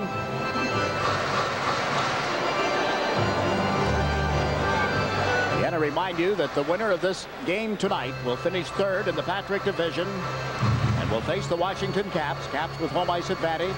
Series opens on Sunday evening at 7 at Landover, Maryland. The loser of tonight's game will finish fourth in the Patrick Division and face the defending Stanley Cup champion Pittsburgh Penguins. That series opens Sunday afternoon at 1 o'clock at Pacific Arena in Pittsburgh. The game to be televised Sunday afternoon at 1 on ABC. ABC also will be televising the game between the Chicago Blackhawks and the St. Louis Blues out in the Midwest region. And the game between the Calgary Flames and the Los Angeles Kings will be seen out west. If memory serves me correctly, Al Michaels will finally get to call the National Hockey League game. I wonder when the last time he did a hockey game. Must have been Olympic time. Olympics of '88. We were together in Calgary. And I believe, although there may have been a game or two that he did involving the U.S. Olympic team on a tour, I'm not positive on that, but the last network game, of course, was the '88 Winter Olympics in Calgary for Al. And he's a hockey fan. He enjoys his hockey. One of the stories I love to tell, and I haven't told in a long time, is that he was hired to be my first analyst, very first color man with the Los Angeles Kings, and never got on the air with me in 1967. Put another guy in the minors, huh? Well, briefly. There's a wraparound. Turgeon scores.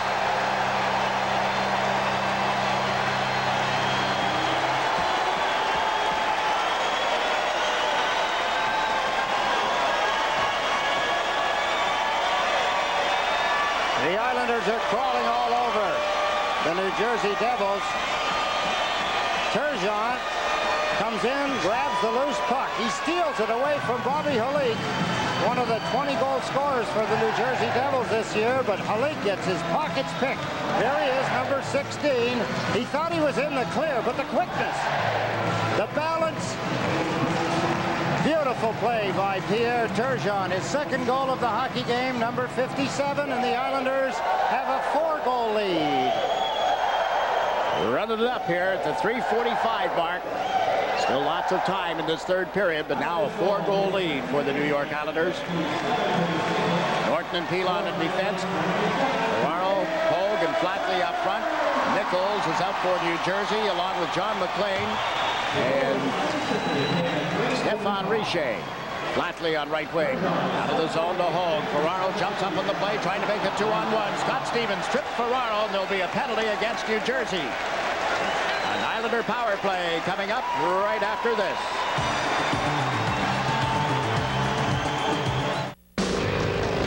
We thought we'd been everywhere, seen everything. We were wrong. We're back to the bone. We're back to the bone. These guys were weird, and we liked it.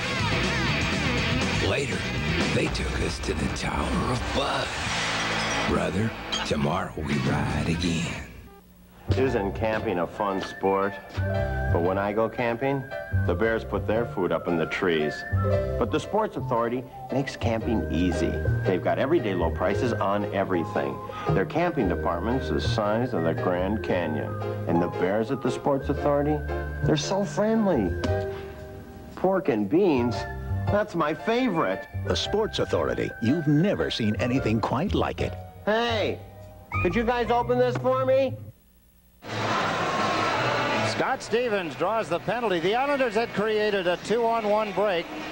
Stevens took down Ray Ferraro with a hook. The Islanders, after Pierre Turgeon got the 7th goal, we've still got 15 minutes and 49 seconds to play in the third period, and the Islanders have the extra man. All these goals, that's only the second scoring point in the game for Turgeon. Both goals, 57 and 50. 56 and 57, I should say, on the season. Pierre was on the Fan yesterday with Len Berman, and introducing him, referring to him as the best athlete in New York. The least amount of publicity, the one that nobody has heard of. Flatley back to the point to Mollicott.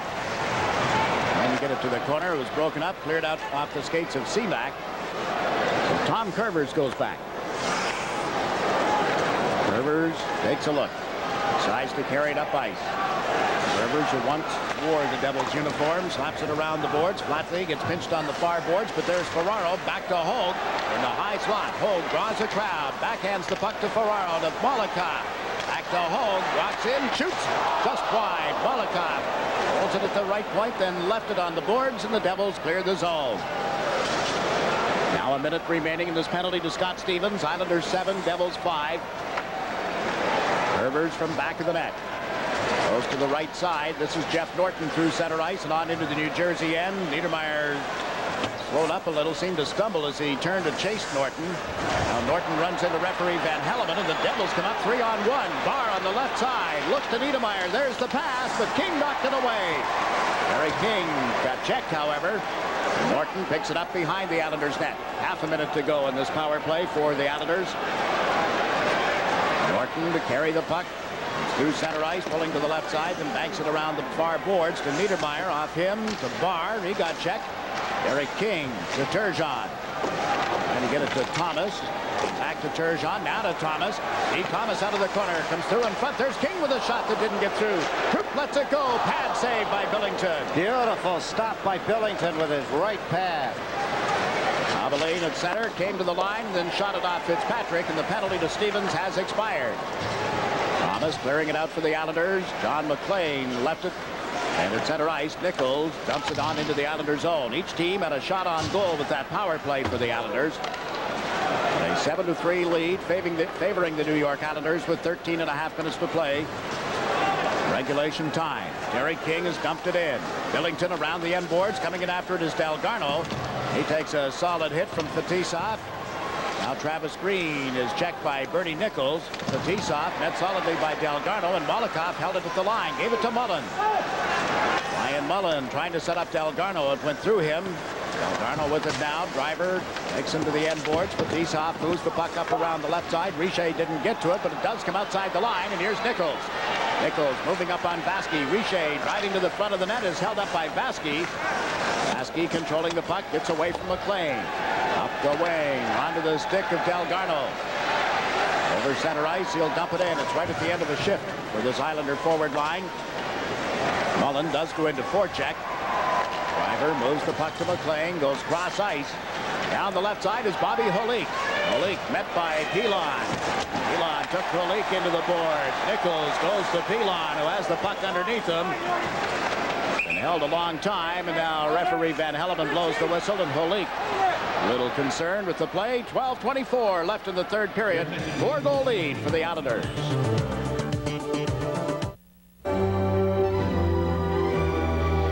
It doesn't matter how much money a bank has. Ask for a business loan, and you could hit a brick wall. One New Jersey bank, however, has the commitment and power to break down barriers for business. Who's out there today? Who'll be out there tomorrow? Making business loans? Who else but United Jersey, the fast-moving bank.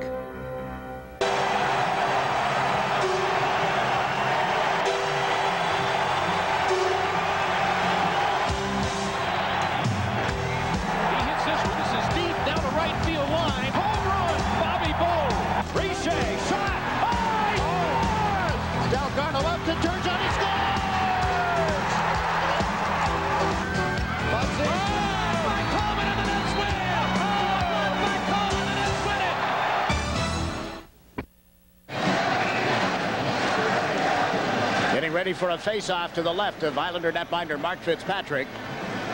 Is this the final year for that man in the Devils uniform? One of the many questions that the Devils will have to address in the offseason. They're a long way away from being out of work. They know they've got a playoff date ahead. The Islanders have cleared the puck out of their zone. Huey Krupp got bumped in his effort to move the puck, and just now gets back into the play at the New Jersey blue line. Ferraro tipped a Devils pass. Holik, after taking it from Stastny, gets checked to the Islander end of the ice, and here's Benoit Hogue. Cross to Huey Krupp. Onto the stick of Flatley, left side for Hogue. Hogue dives across the line. Gave it to Flatley, who moves in. Flatley gets checked by Stastny, and there's Scott Stevens. Moved it around to Holik. Cross ice pass to McKay. Two lines offside against New Jersey. Hartford has now taken a 4-2 lead over the Philadelphia Flyers, and tomorrow night on Sports Channel, the New Jersey Nets travel to Washington to tip off against the Bullets. The Nets and the Bullets tomorrow night at 7:30. The Sharp Nets tip-off show begins at 7:15. It's all live and exclusive tomorrow night on Sports Channel. Amazing how the fans knew you were talking about the Nets and the Bullets. They were all enthused about that game also, Jiggs. Along with that, they announced that the Capitals had taken a 2-1 lead over the Rangers in the second period on a Kevin Hatcher goal. I'm a little confused. The Islanders are supposed to skate at the Cap Center between 5 and 6:30 tomorrow night if they play Washington, which it appears they're going to. How are they going to have that building turned around in time for the Nets game with the Bullets? Magic. Well, we'll just have to go and watch, I guess. See how that's done. All right. I mentioned before, both teams are scheduled to leave via charter aircraft tonight. The flight plan unknown. Well, it's getting closer to being known. Well, Brad Delgarno battles for the puck in the end boards. Back to the line for Vasky. His shot just went wide, and Fillington, as Delgarno was pushed away by Bruce Driver. It's right out in front. Claude Lemieux to the left side to Driver. Driver into the Islander zone. Played it toward Lemieux. Green tight on him. Over goes Vasky, trying to knock it away from Seamack. Did, and it's loose in the corners. This is Zalapukin. It's knocked away by Molotov. Zalapukin with a slot. Driver with a shot that's blocked. The rebound there. Fitzpatrick makes 2 saves before the net comes off. The Devils celebrating what they think is a goal. Andy Van Helleman had his hand up in the air, saying, I haven't seen any signs that it's a legitimate goal other than the fact that the New Jersey Devils were jumping in the air. The goal light has not gone on. The Devils are now looking back, or they were, at the goal judge. They're explaining to Andy Van Helleman that the puck is in the net, but the net was off the moorings. Whether they got it in after that, seemed to be a lot of red sweaters. Now, whether they were in the crease in time or not, it's hard to tell. A lot of confusion. The Islanders leave a puck loose in front of the net. Andy Van Helleman will probably want to get another opinion. It'll be replay time. He's going to go to the video goal judge to determine this one.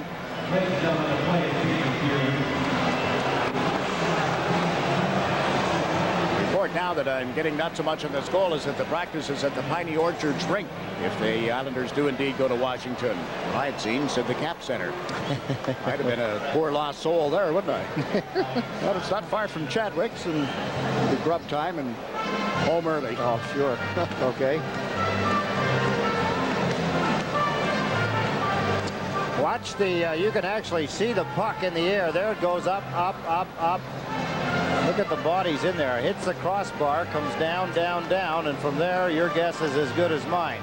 If you're looking at the 1, 2, 3 New Jersey Devils that are all in the crease, there it is, going up in the air, hits the goal, the crossbar, comes down, hits Mark Fitzpatrick, and I believe it probably does, with that motion going towards the net, end up in there, but I'm not sure that it'll be. You can see the goalpost on the far side is off the mooring, which I don't think Van Helleman could see, but he's talking to the video replay judge, and between the two of them, they will make a determination. Watch now as the puck starts up into the air. There it is. You can see it now suspended, going over, hitting the crossbar, and it comes down and hits Mark Fitzpatrick. No goal is the determination of the video goal judge. Boy, that was close when you looked at that angle. You never really know what it is that's the determining factor. The goalpost on the far side came off. Now, whether or not they feel that that was knocked off before the puck went in the net and how it got knocked off is also important, but I would have to think that it wasn't in as far as the video replay judge was concerned. The other evening when the Islanders were in Hartford, I reported that Andy Van Helleman had shaved at 5:30 that evening. He told me he didn't. He didn't shave until just before the game tonight. He got rid of the beard. That was not really a protest. Just thought he'd like to try it. And he's gone back to the phone. That's got to be bad for the Islanders. If he's going back to the telephone after calling it no goal, it could only be that it is a goal.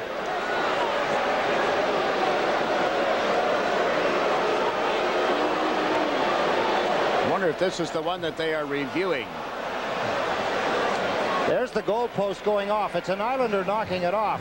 Maybe they're going to determine that an Islander knocked the net off, and if the puck went in the net, it would be then a legal goal. John Vanini is the video replay judge. Now, if he's explaining it to Ray Ferraro, he must be going to allow the goal. Why else would he do that? Got like me, but no announcement has been made, no indication given. It could only go against the Islanders. It was determined to be no goal at first. So the reason for being in this position could only be, there you see the motion of the hand, that it was an Islander that knocked the net off. And with the puck in the net, now they're determining who scored it. Lemieux possibly, but it's going to be a goal for the New Jersey Devils, which now changes it to 7-4. You see the smiles on the Jersey players' faces.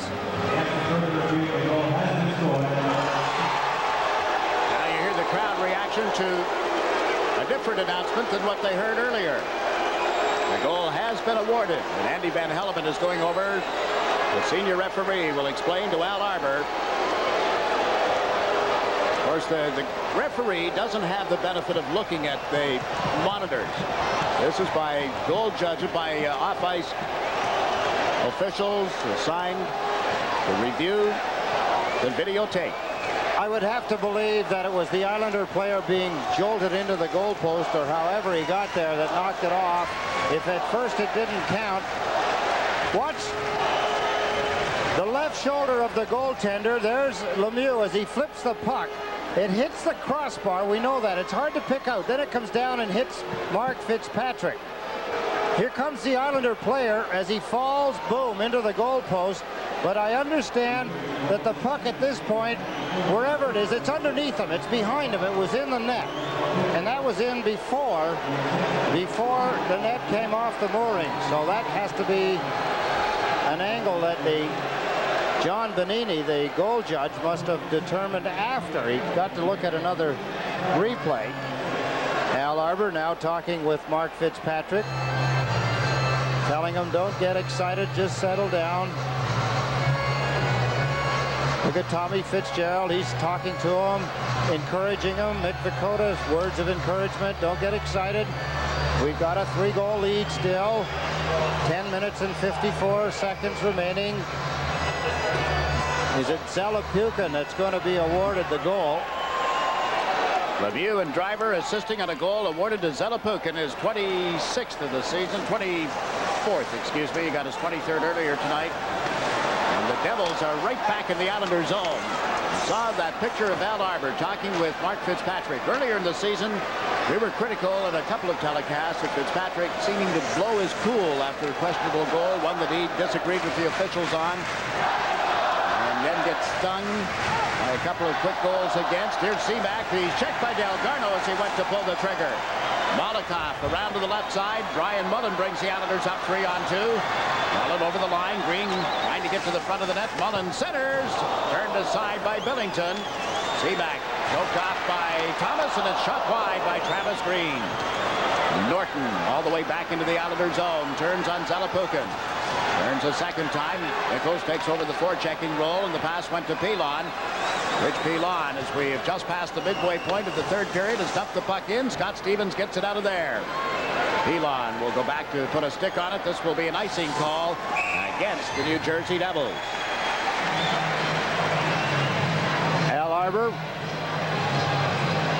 working his way up and down the bench.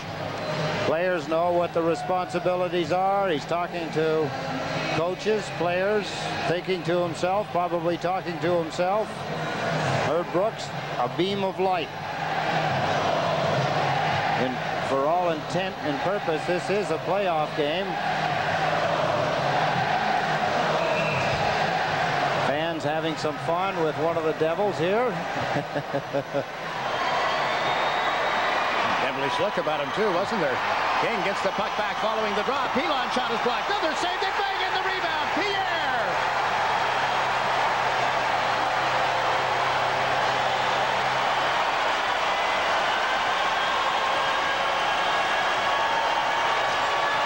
The ice littered now with hats and the giveaways at tonight's game for Fan Appreciation Night have hit the ice.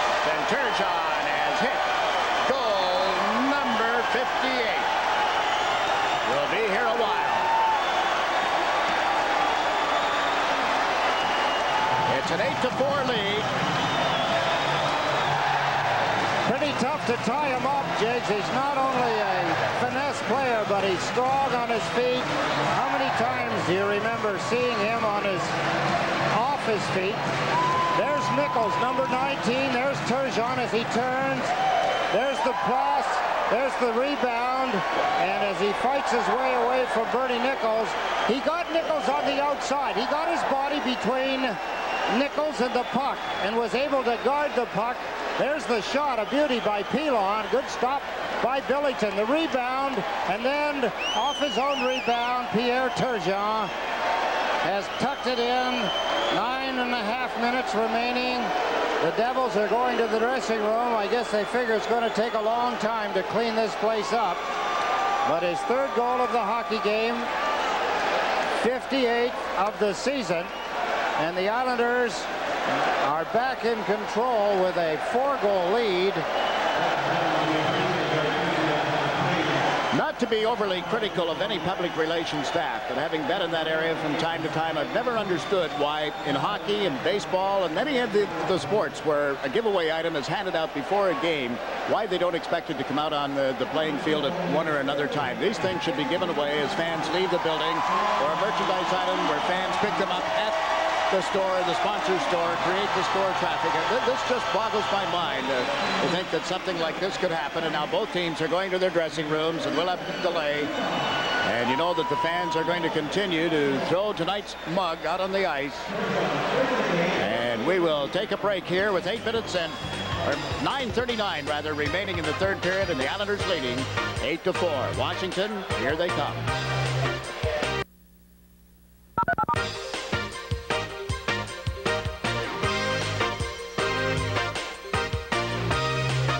If you're getting bored with your hair, you should try Topsy Tail, the incredible hair fashion tool that creates exciting new hairstyles in seconds. It's so easy. If you can make a ponytail, you can Topsy Tail. Simply place the Topsy Tail in the center of the ponytail, thread hair through the loop, and pull for a beautiful new look. And with the same basic steps, you can create dozens of dazzling styles for every occasion in no time. It's all right here in the Glamour Guide. Topsy Tail works on any hair type. Kids love Topsy Tail too. School time, playtime, anytime. It's even great for shoulder-length hair. Now for less than the cost of one visit to the hair salon, you can order Topsy Tail, complete with Glamour Guide for just $12.95. Order now and we'll also send you secrets to French braiding. Create a whole new look and a whole new you. Order Topsy Tail today. Credit card users call toll-free 1-800-582-2111. Sorry, no CODs. Or send $12.95 plus $3.50 shipping and handling to the address shown on your screen. Credit card users call now 1-800-582-2111. There's the tail from the Coliseum. 8-4 Islanders with 9 minutes and 39 seconds left in the third period. The teams are in their dressing rooms, and Stan Fischler is waiting for all these coffee mugs to be brought off the ice. There'll be a whole new set of dishes in the Fischler household. Stan? Well, Jiggs, watching the stuff coming down the debris reminded me of a very interesting incident that actually turned the Stanley Cup Series around. It was in 1962 at Chicago Stadium, and the Blackhawks were in a 0-0 tie with the Maple Leafs. Bobby Hull scored for the Blackhawks, and the fans in Chicago Stadium, in their misguided enthusiasm, just littered the ice with debris. I remember even an ink bottle went on the ice, and it took 15 to 20 minutes for the people to clean up all the debris. Chicago, which had a tremendous amount of momentum when they scored the goal, had completely had it dissipated by the fans. And as soon as the play resumed, the Maple Leafs came back, got 2 quick goals, and Toronto won the Stanley Cup. The Blackhawks have never won another Stanley Cup since then. Watching this display just reminded me of that. It's very unfortunate that it had to happen at this point. Jiggs? I remember it well, Stan. I had made the trip from Toronto. Had driven, as a matter of fact, to Chicago for that series. Had promised an uncle of my bride-to-be at that time that if his Maple Leafs got into the playoffs, we would go to Chicago. We did, and you're right. The delay was something that just took the Blackhawks right out of the game. Remember the ink tonight, it wasn't me that threw it, nor did any of us throw this debris on the ice, but those who came to the game tonight were given a premium fan appreciation night, and responding both to the 8-4 lead, but more in particular to Pierre Turgeon's 4th hat trick of the season. This is the scene at the Nassau Veterans Memorial Coliseum. Well, Well, it's too bad because you think that a lot of people went to a lot of work to make this happen. I guess the timing is really what you're talking about, that it's, you know, it's something that they could give everybody on the way out into the parking lot. Or just a certificate. Particularly now if they want to go down and redeem the piece that they threw out in enjoyment over the glass onto the ice.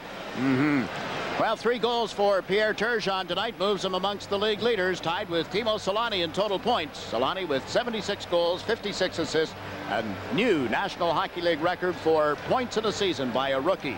5 back of Steve Yzerman, who finished up his season last night with 137 points. Adam Oates, 3rd overall with 142.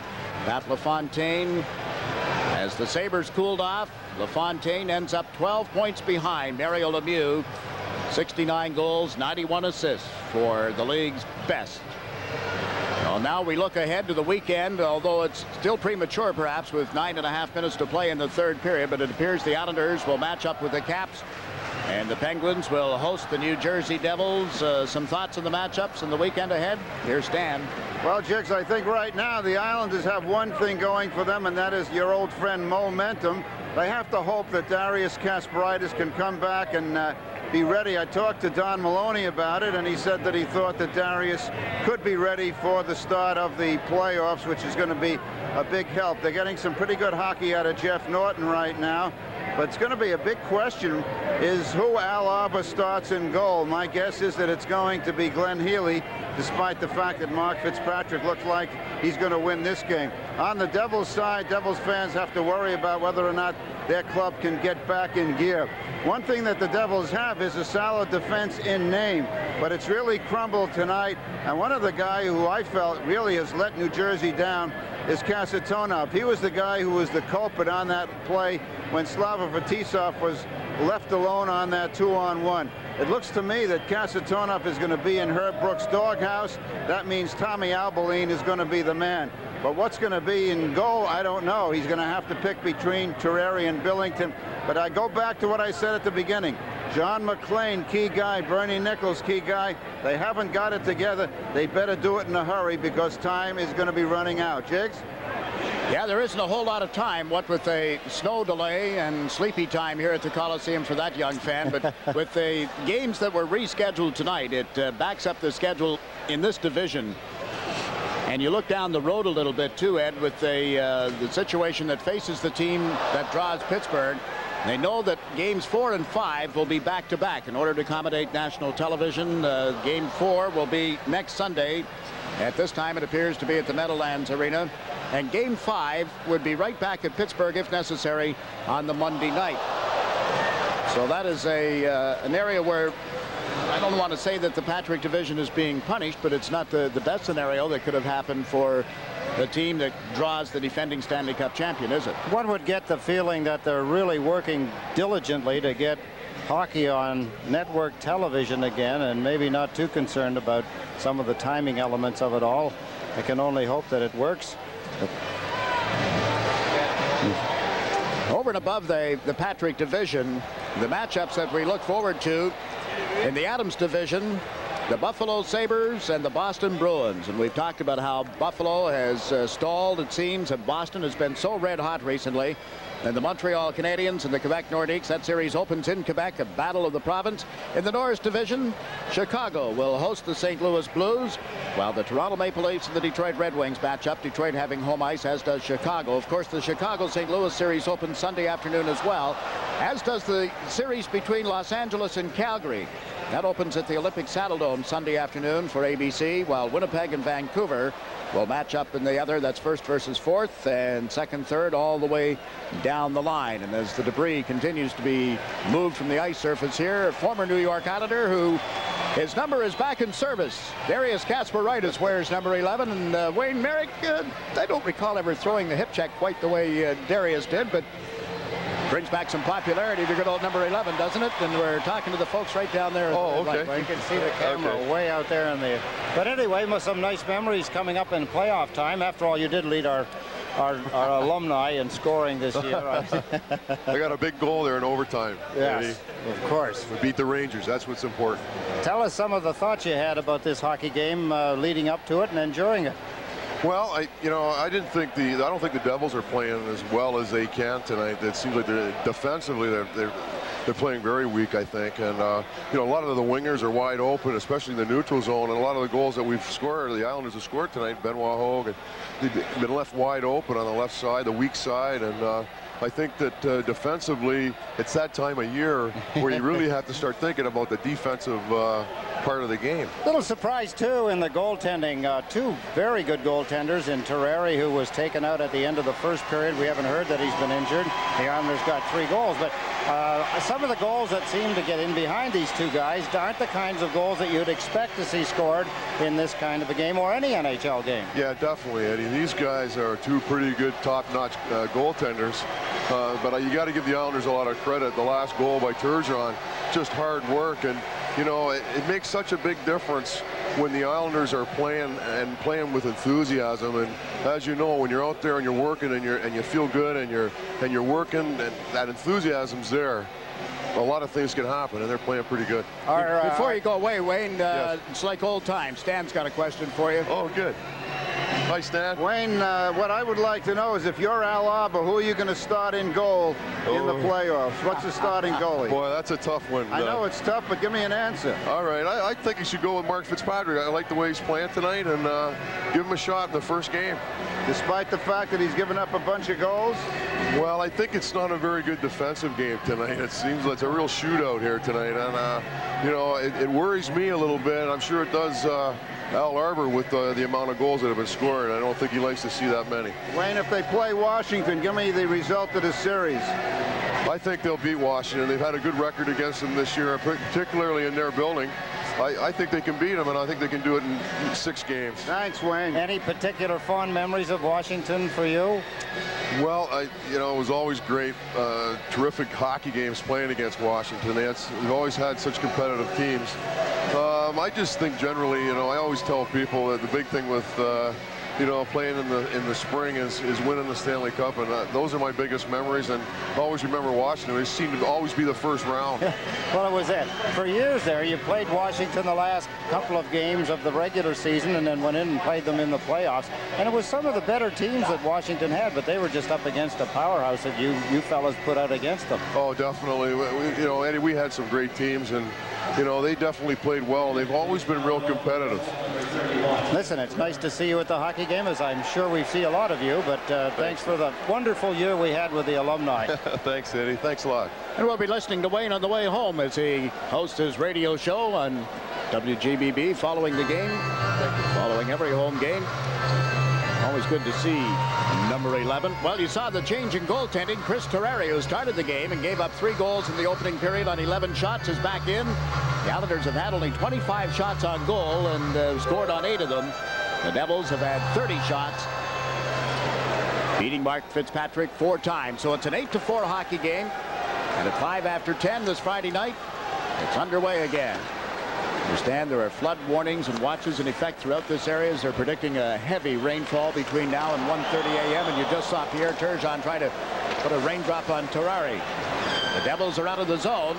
Richer to Nichols. Lost the Islander line. Nichols went to center one. Richer was there, but so was Steve Thomas. Thomas off the boards. Right to McLean, however. Dumps it off in front to Nichols, who tipped it wide. Bernie Nichols to McLean into the slot, and his shot is tipped up into the seat. Good defensive move by Rich Pilon. He has had a strong game for the Islanders in his own end of the ice in particular. There's John McLean. It just seems that all of these New Jersey Devils players, the ones with the good hands, McLean, Richer, Nichols, they're just a little bit, a half a step too late trying to make their plays. The Islanders intercepting passes, getting their sticks out, as Pilon did on that particular play, able to deflect a scoring opportunity up into the seats. Benoit Hogue, who got his 33rd goal of the season tonight, had an assist in this game as well, is out to play the left side with Delgarno and Green. Hogue basically a safety valve here. Should Green be waved out of the face-off circle, it would be Hogue's assignment. So he's the extra center at the moment. Seaback wins the draw. Driver from the blue line, shot it off the stick, and that goes out of play. 8 minutes, 58 seconds left in the third period now. So hard to talk about some of the better defensive moves in a hockey game. Wayne Merrick aptly described it as not exactly a game where, you know, the defense has come into a lot of play here. The goaltenders seen a lot of action around their nets, particularly Mark Fitzpatrick on the last goal. A quick look at Craig Billington. The Islanders get 5 by him after Terreri had given up the first 3 in the game. Terreri back in the nets, and there's an opportunity that's blocked at the defense. Danico limping a little after blocking that shot, and Mullen has dumped it in from the blue line. Terreri left it for Ken Danico. Got checked, but Driver is there. On now to Seamack. Green pinched him. Puck came to the stick of Randy McKay. Sure, he's upset that Kasparaitis isn't in the game tonight. You almost have to say that if Kasparaitis was, he might not be. Possibly. Driver skies one around the end boards. In comes Seamack on right wing. Knocked away by Dennis Vasky. To Brian Mullen. Now to Ray Ferraro. Ferraro comes to center and dumps the puck in. Flatley goes in after it. Golik back, missed it, but there's Fetisov. Flatley checks him. 2 of them end up on the deck. Flatley pushed the puck toward a teammate, then it's cleared around the boards. Right to Huey Kruk. Shoots up with wide of the net. Oh, got in the left wing corner. To Ferraro, sets up behind the net. Flatley well covered. So is Hogue. Ferraro found Curvers, and a shot was deflected wide. That's Bobby Holik coming up the left wing boards, leading the Devils rush. Holik checked at the line, and as Barr went in, the play is offside. I suppose lost in all of this shuffle will be the job that Travis Green and his line mates, his winger, have done against Seamack and his line. Again, talking a little in the defensive posture, which we haven't seen a great deal of, as the Islanders make another quick change, getting Pierre Turgeon back out on the ice, knowing that Bernie Nichols is out there. The only way that Nichols can get off is if they change quickly, but they've been matched up most of the night, and Turgeon's been having a picnic. Keith Jones has just scored a goal for the Washington Capitals, and they have a 3-1 lead over the New York Rangers. That game is in the second period. The game delayed as the festivities to honor Dale Hunter. Milestone award, having recently played his 1,000th NHL game. Well, congratulations to him, because that's, of course, the fans now are getting that reading that you just gave the folks at home, the 3-1 Capital lead. Dale Hunter, his 1,000 games, Jiggs, are pretty tough games. He plays a tough brand of hockey. Played his 1,000th just the way he played his first game. Just that snarly, that tough, miserable. Tough to play against. You got to love him if he's on your team. Elon knocked the puck out of the air. Norton cleared it out. Fetisov waits and shoots it right back in again. Mark Fitzpatrick in the exchange here with Rich Pilon, who comes from back in the net. Played it away from Richer to Thomas and across to King. Eric King banks it off the boards to Turgeon. Into the middle for Steve Thomas. Thomas unable to control it. Now he's got it on the stick. Looks to King, who'd moved up. Eric King, a backhander blocked by Terreri, and there's no further play. The puck lodged under Chris Terreri. And again, the line, Turgeon, King, Thomas, just toying. They look like they're having a great time. Terreri back in the nets after playing the first period and seeing the Islanders' first 3 goals scored on him. Takes that scoring opportunity away from Derek King. Steve Thomas has scored twice tonight. Turgeon has a hat trick. Is there time to get number 32? Another? Clock says 6 minutes, 51 seconds remaining in this third period. Near capacity crowd at the Nassau Coliseum, and the Islanders will be back here next Thursday and Saturday, it appears now, hosting the Washington Capitals games 3 and 4 of the division semifinal. Malakoff poked the puck outside the line. The Devils shoot it right back in. This is Vasky. Dennis Vasky played it away from Lemieux to Brian Mullen. He had a big goal in this game tonight, but now Niedermeyer, who has scored for the Devils, gives it to Zelepukin. He's got a chance for a 3-goal game. Niedermeyer, and his pass and return went behind Zelepukin. The Devils get to it. Long shot from the point, skipped wide as Seamack fired that. This is Delgarno. The center ice up ahead to Green, and he is offside at the New Jersey blue line. Well, the Islanders are taking chances now, just trying to get something else as far as a goal is concerned. You could see Travis Green begging for the puck from Brad Delgarno. Matter of just playing out the clock, I suppose. 6 minutes and 17 seconds remaining in the third period. The Islanders still have a 4-goal lead. Now Zalapukin doesn't have 2 goals in the game. They've just changed the goal to read Seamack from Lemieux and Driver. That was the one that they went to the video replay on at 9:06 of this third period. Zalapukin is out of that picture entirely. Islanders 8, Devils 4, down to the final 6 minutes in the 1992-93 regular season. Terrari around the boards. Driver clears the zone. Back comes Curvers. Played it away from McKay to Loisel. Loisel with Fitzgerald and Vakotas. We watch Bruce Driver drop it off for Ken Danico. Off the boards. McKay was checked by Vakota. Loisel and Danico turning on him. Now around to Driver up the far side to Abilene, and he just clears it out towards center ice. Rich Pilon will get a stick on it. Gave it to Jeff Norton. On the boards to Vakota, goes cross ice. Loisel chases it into the center ice area. Played it around Danico, and that forces Terrari out of the net. Both Devils skated away from it. That kind of a night, I suppose. Nobody talking to the other person. Barr went back, picked up the puck. Van Holik at center, and he's put it in the far corner. Rich Pilon back on it now. Pilon dumps it out. A couple of Devils bumped together. Flatley knocks Casatona's pass out of the air, gave it to Ray Ferraro. Ferraro centers one off the side of the net. Flatley goes for it. Patrick Flatley able to step out of the corner, comes back toward the blue line. Flatley weaving through traffic. Now Malakoff gets a stick on the puck. Into Ferraro, but Fetisov stepped in front of him and worked it on to Guerin. Right back to Kasatonov. He and Holik into the Islander zone. Kasatonov dropped the puck. Holik shot. Turned aside by Fitzpatrick, and Ferraro will bank it off the glass and down the ice. It's rolling right to the front of the net. They practiced that. Avoids any icing. Keeps the clock running with just 4 minutes and 19 seconds remaining in this third period. Guerin to the Islander line was checked by Hogue. Fetisov takes it back inside the New Jersey zone. That's Turgeon moving in. Up it goes to Holik. Works on Vasky's side of the ice. Vasky chases him to the corner. Centering pass too far for Nichols. Thomas couldn't work it away from Stevens, but now Derek King comes up with it.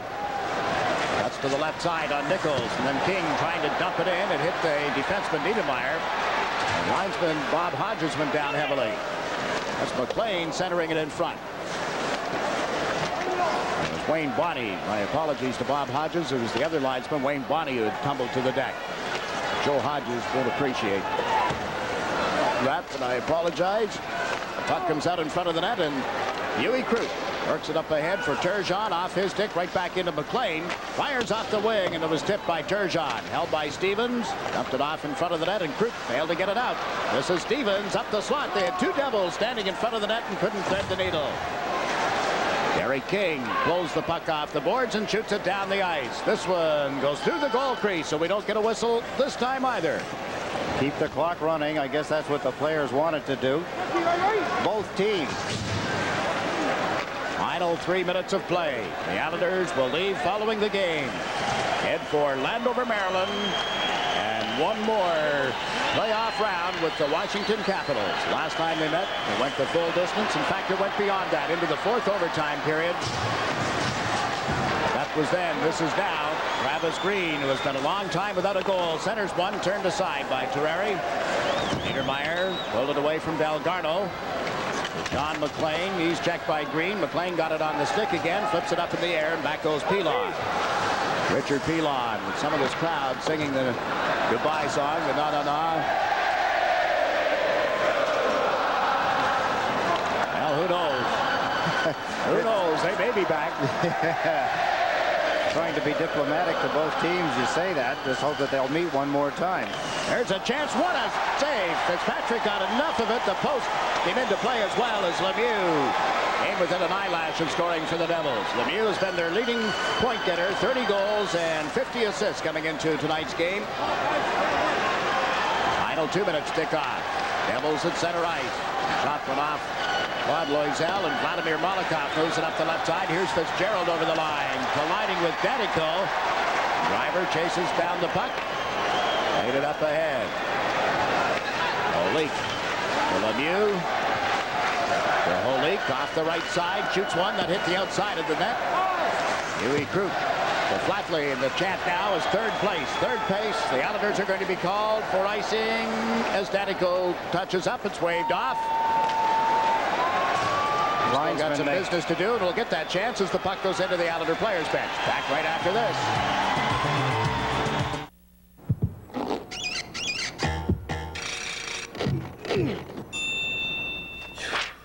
Hey, I used to look like you, but the latest equipment, personal trainer, make you more of a man.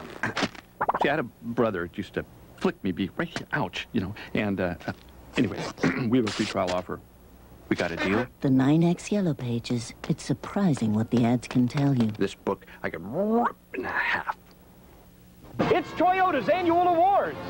And here come the stars. How do you like the 93 Camry? Experts say it's the best car built in the U.S. Camry, I love this car, and I love making this movie. Gene, what do you think about Tri-State Toyota dealers being #1 again? Because you get so much. And I want to thank all my fans. And this month, Toyota fans will find Camry more affordable with no down payment and no payment for 90 days. See all the award-winning deals at your Toyota dealer.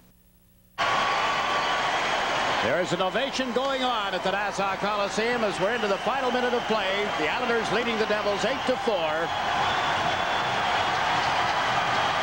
The winner, as we said at the outset, gets to play the Washington Capitals. The loser of this game beats the Pittsburgh Penguins. 33 seconds. Batista into the center ice zone, but the pass didn't get through. Mick Vakota. And Norton to Pilon. Fitzgerald comes back into the zone. Across it goes to Norton. This is a good thing for the players of the Islanders, Jiggs, because they've had their troubles at home. Their last game will be a memorable one, not just for the score, but now this is what I was afraid of.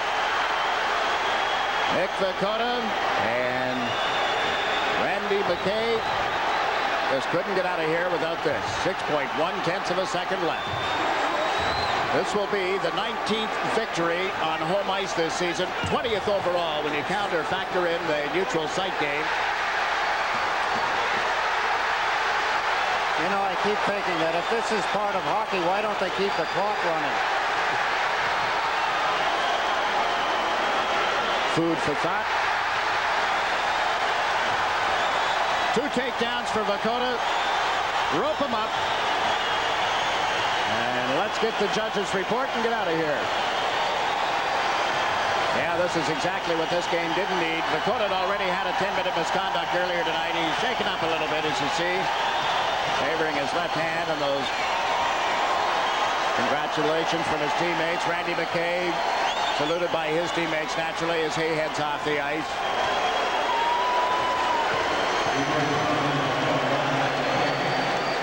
Well, it's unfortunate. It does take the crowd out of the play, I suppose, now for the end. And maybe they'll pick it back up because they were very enthusiastic.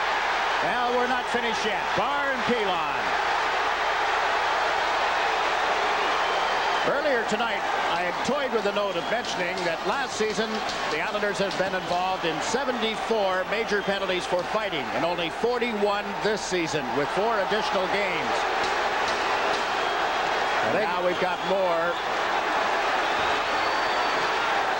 Danico wants anybody in a white uniform. Kenny, get out of there. Boy, that is not really the way Danico generally handles things. The Islanders appear to be outnumbered here for some reason. Mark Fitzpatrick has got in. There are 8 New Jersey Devils on the ice, and now more debris comes flying out, as you see. I would think the officials will say that's it. The game's over. It's not a very smart part on anybody here. As far as the Devils are concerned, a player like Danico could end up being, well, maybe not suspended this year, but next year he may be. How would you like to miss him going into the first round of the playoffs against the Pittsburgh Penguins because of what you just saw going on? No, I wouldn't like that if I'm Herb Brooks or any of the Devils management. Why don't they let the clock run down and get the thing over with? I don't see that it makes any sense for Yeah, I think with this debris, it's time to just say that's enough. They're not going to score 4 goals in 6 seconds. I'll bet Andy Van Hellemond does it, Jiggs. He's...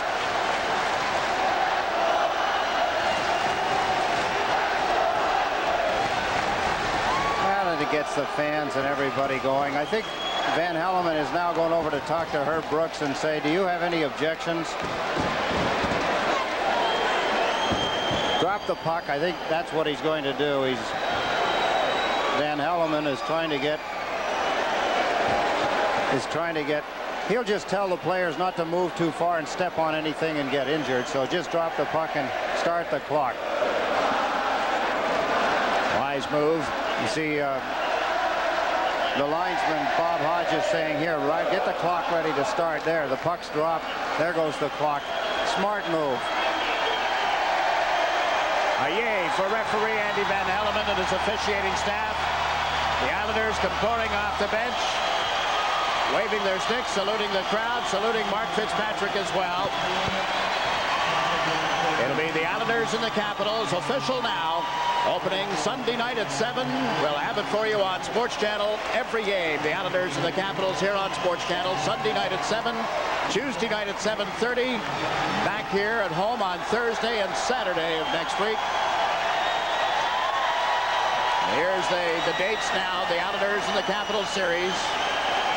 Sunday night on Sports Channel. Tuesday night on Sports Channel America.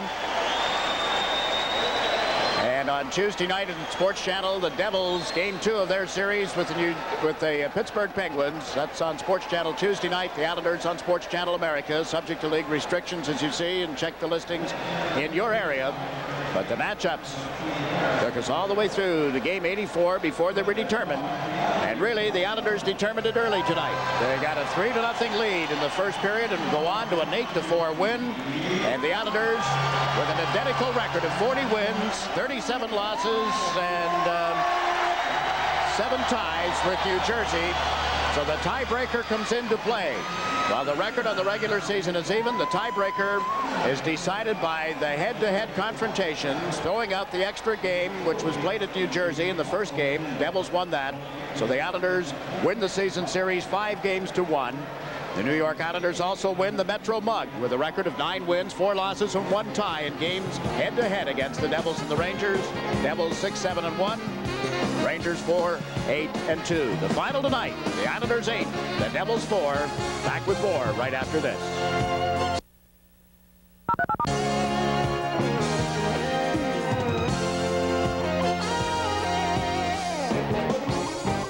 Yeah, that's me. And it still seems like a dream. But you don't have to be an Olympic marathoner to enjoy the benefits of running. Hi, I'm Frank Shorter from Runner's World magazine.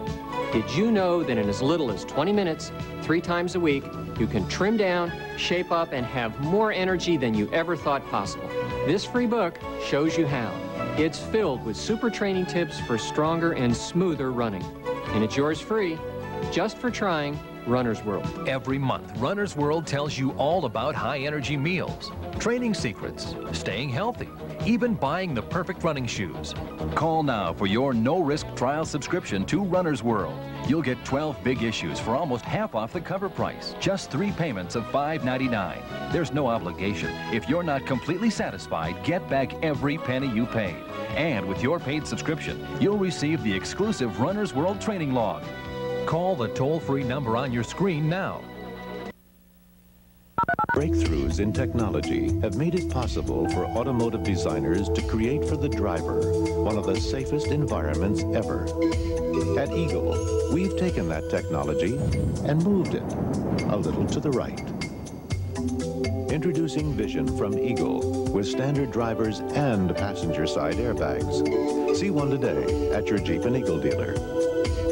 See your tri-state Jeep and Eagle dealer. When push comes to shove, the Nets are hanging tough. The horn is over. Nothing. Nice move. Oh, pretty spin. 3 seconds. 2. 1 from midcourt. Coleman this time. Hands it home. 4-3. Got it. The Nets aim to shoot down the Bullets live Saturday at 7:30 on Sports Channel. Back at the Nassau Coliseum, where the New York Islanders defeat the Devils 8-4 in a game that didn't live up to all the advanced billing. The Islanders jumped on the Devils early, had a 3-0 lead at the end of the first period. Pierre Turgeon's goal intercepted a puck at the blue line, 56th and first of 3 as it would turn out. Then Steve Thomas scores on a power play from Malikoff and King at 5:56, first of 2 on the night for Steve Thomas. Ray Ferraro gave the Islanders a 3-0 lead on a breakaway, scoring from Delgarno and Malikoff at 18:16, Ferraro's 14th goal of the year. Niedermeyer would score before the first minute mark of the second period, his 11th from Richer and Nichols. But Brian Mullen would get it back 34 seconds later, and the Islanders led 4-1. Mullen's 18th, Fasky and Delgarno assisted. Then Steve Thomas with his 37th. From Hogue and Norton at 2:12, so 3 goals in a minute and 31 seconds. But then later in the period, 12 seconds apart, Zelepukin unassisted is 23rd, and Richer is 38th from Nichols and Danico, and all of a sudden it was a 5-3 hockey game. But up comes Benoit Hogue, his 33rd from Flatley and Ferraro at 18:42. The Islanders out of the second period with a 6-3 lead. They would make it 7-3 when Turgeon scored unassisted at 3:45, his second goal of the night and 57th of the year.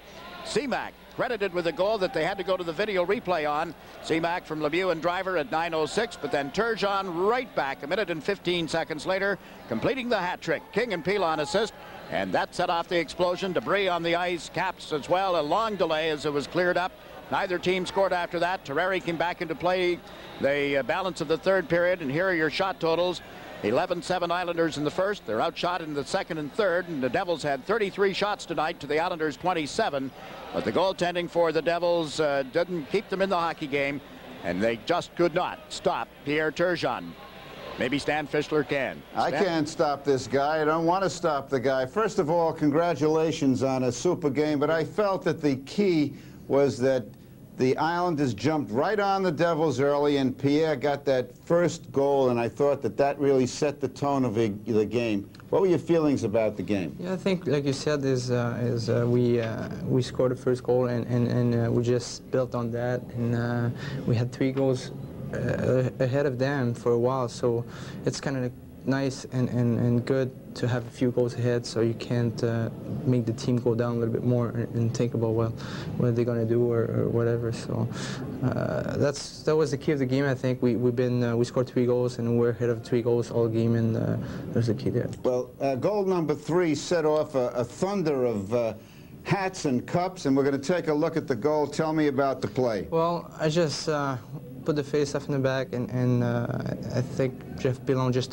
took a shot, and I just went around, kick it with my skate, and just pushed my sticks. Well, you're making it sound so easy. Actually, you had to use your strength. Your strength is an aspect of your game that isn't really given a lot of credit. Do you lift weights or anything? Yeah, I do during the summer, especially during winter. It's pretty tough to do it, but I don't do you know, as much as Mick Vukota, that's for sure. And you have a strong lower body. Well, I try to work my legs almost every day and to keep it in shape, and it work out good. Now, what was your reaction when all the cups and hats went flying on the ice? It's a good feeling. I mean, we didn't want to make the game wait and everything, but it is a good feeling, and make you realize that the fans appreciate what you do, and it's kind of nice. You know, I have hired a guy to watch you throughout the game, and his name is Eric Servitar, and he came up with an interesting observation.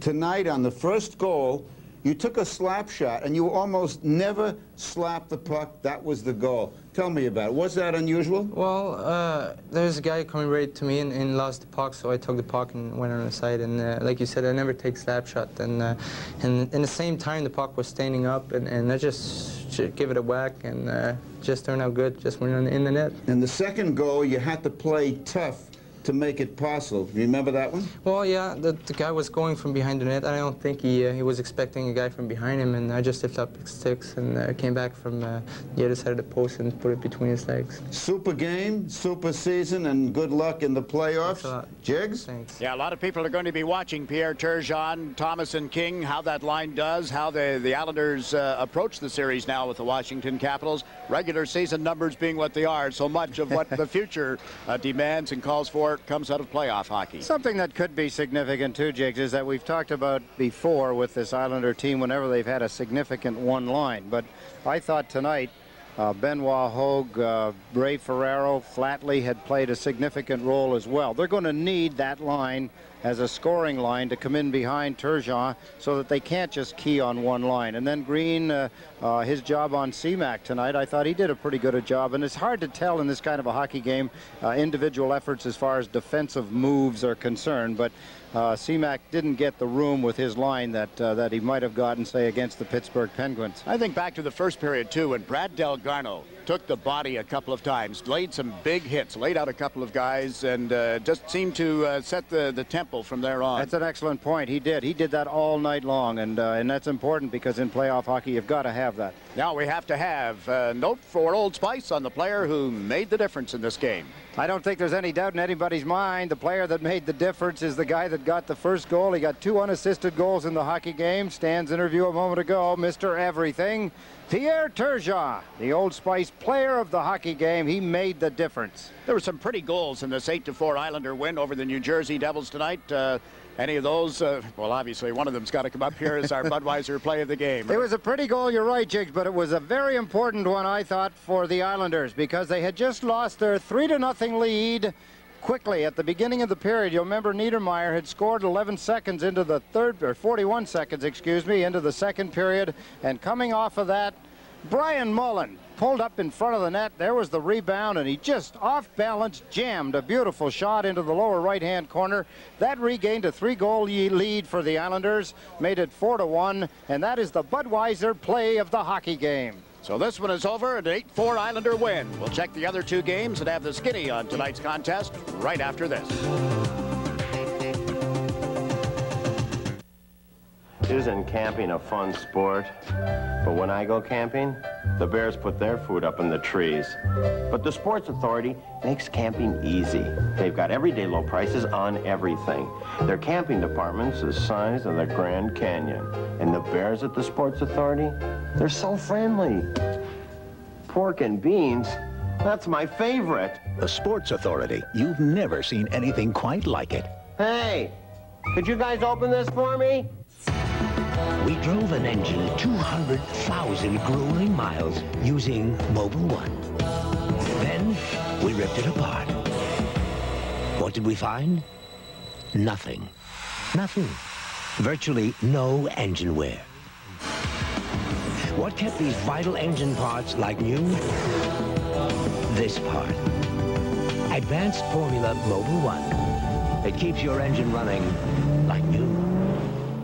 Nobody Beats the Wiz opened in 1976 with a dream to entertain you, to dazzle you in a world of electronic wonders and high-tech toys. Since then, our business has become so much more than just home entertainment. We've broadened our focus to now include information, communication, and imaging as part of the total Nobody Beats the Wiz experience.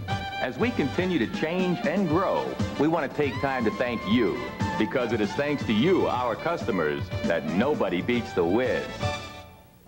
New York Islanders hockey has been brought to you by Budweiser, the king of beers, who reminds you friends know when to say when. By Mobil Super Unleaded Plus, the detergent gasoline. By Old Spice Antiperspirant.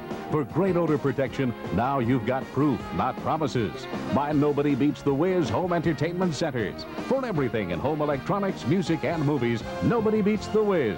And by Snapple Natural Beverages, made from the best stuff on earth. 2 other games scheduled tonight in the NHL. One went to overtime, and there's about 19 seconds remaining in the other one for Nobody Beats the Wiz. Here is the update. The Philadelphia Flyers in overtime win their 8th consecutive game and will finish a game under 500 on the season. In overtime, Yushkevich got the goal. Baranek had a goal for Philadelphia tonight. Reiki is 53rd. A rookie by the name of Jason Bowen, who was the 15th pick overall in the 92 entry draft, also scored tonight. For Hartford, Nylander had 2, his 10th and 11th, Burt and Cron with the goals. And Philadelphia, in overtime, beats Hartford 5-4. Leonard Duzzi, by the way, in the nets for the Whalers. Roussel for Philadelphia. The game in Washington is just about over, and the Caps have a 4-1 lead over the Rangers. Caps preparing for the Patrick Division playoffs. Hadn't beaten the Patrick Division team since New Year's Day. Ridley with his 26th, Hatcher, Jones, and Cote had the other goals for the Washington Caps. Adam Graves is 36th. The only goal tonight for the New York Rangers, and tomorrow the Rangers have a press conference at which they'll name, reportedly, Mike Keenan as the new head coach, the 25th man to coach the New York Rangers since their Stanley Cup win in 1940. Frank Boucher was the man who handled those duties. So you're up to date on the scoreboard. You know the Islanders won this 8-4 and now face the Washington Capitals. Some skinny, yes, talking points from this end of the season victory tonight. The Islanders won 4 of 5 previous playoff series against Washington, and they prepare for them. When you think back, the victory in overtime, the most dramatic perhaps ever between the Islanders and the Caps. And oh yes, there was another one. The Caps had a 3-1 lead, and the Islanders came back to win. The Devils lost only playoff series against the Penguins in 7 games, and a thrilling series that was in 1991. Their only other meeting with Pittsburgh. Pierre Turgeon, a note on him. The 3rd player in New York Islander history with 4 hat tricks in a season. The others, 19 Trottier, 22 Bossy. And the final tonight is the New York Islanders 8, the New Jersey Devils 4. Remember, Patrick Division playoff action on Sports Channel begins Sunday night at 7 when the Islanders take on the Washington Capitals. Tuesday, the Islanders are on Sports Channel America at 7:30 for Game 2 from Washington. Devils fans can see their team on Sports Channel Tuesday night at 7:30 from Pittsburgh when the Devils take on the Penguins in Game 2 of their series. Now for Ed Westfall and Stan Fischler, I'm Jiggs McDonald saying so long until Sunday, and thanks for watching New York Islanders hockey on Sports Channel.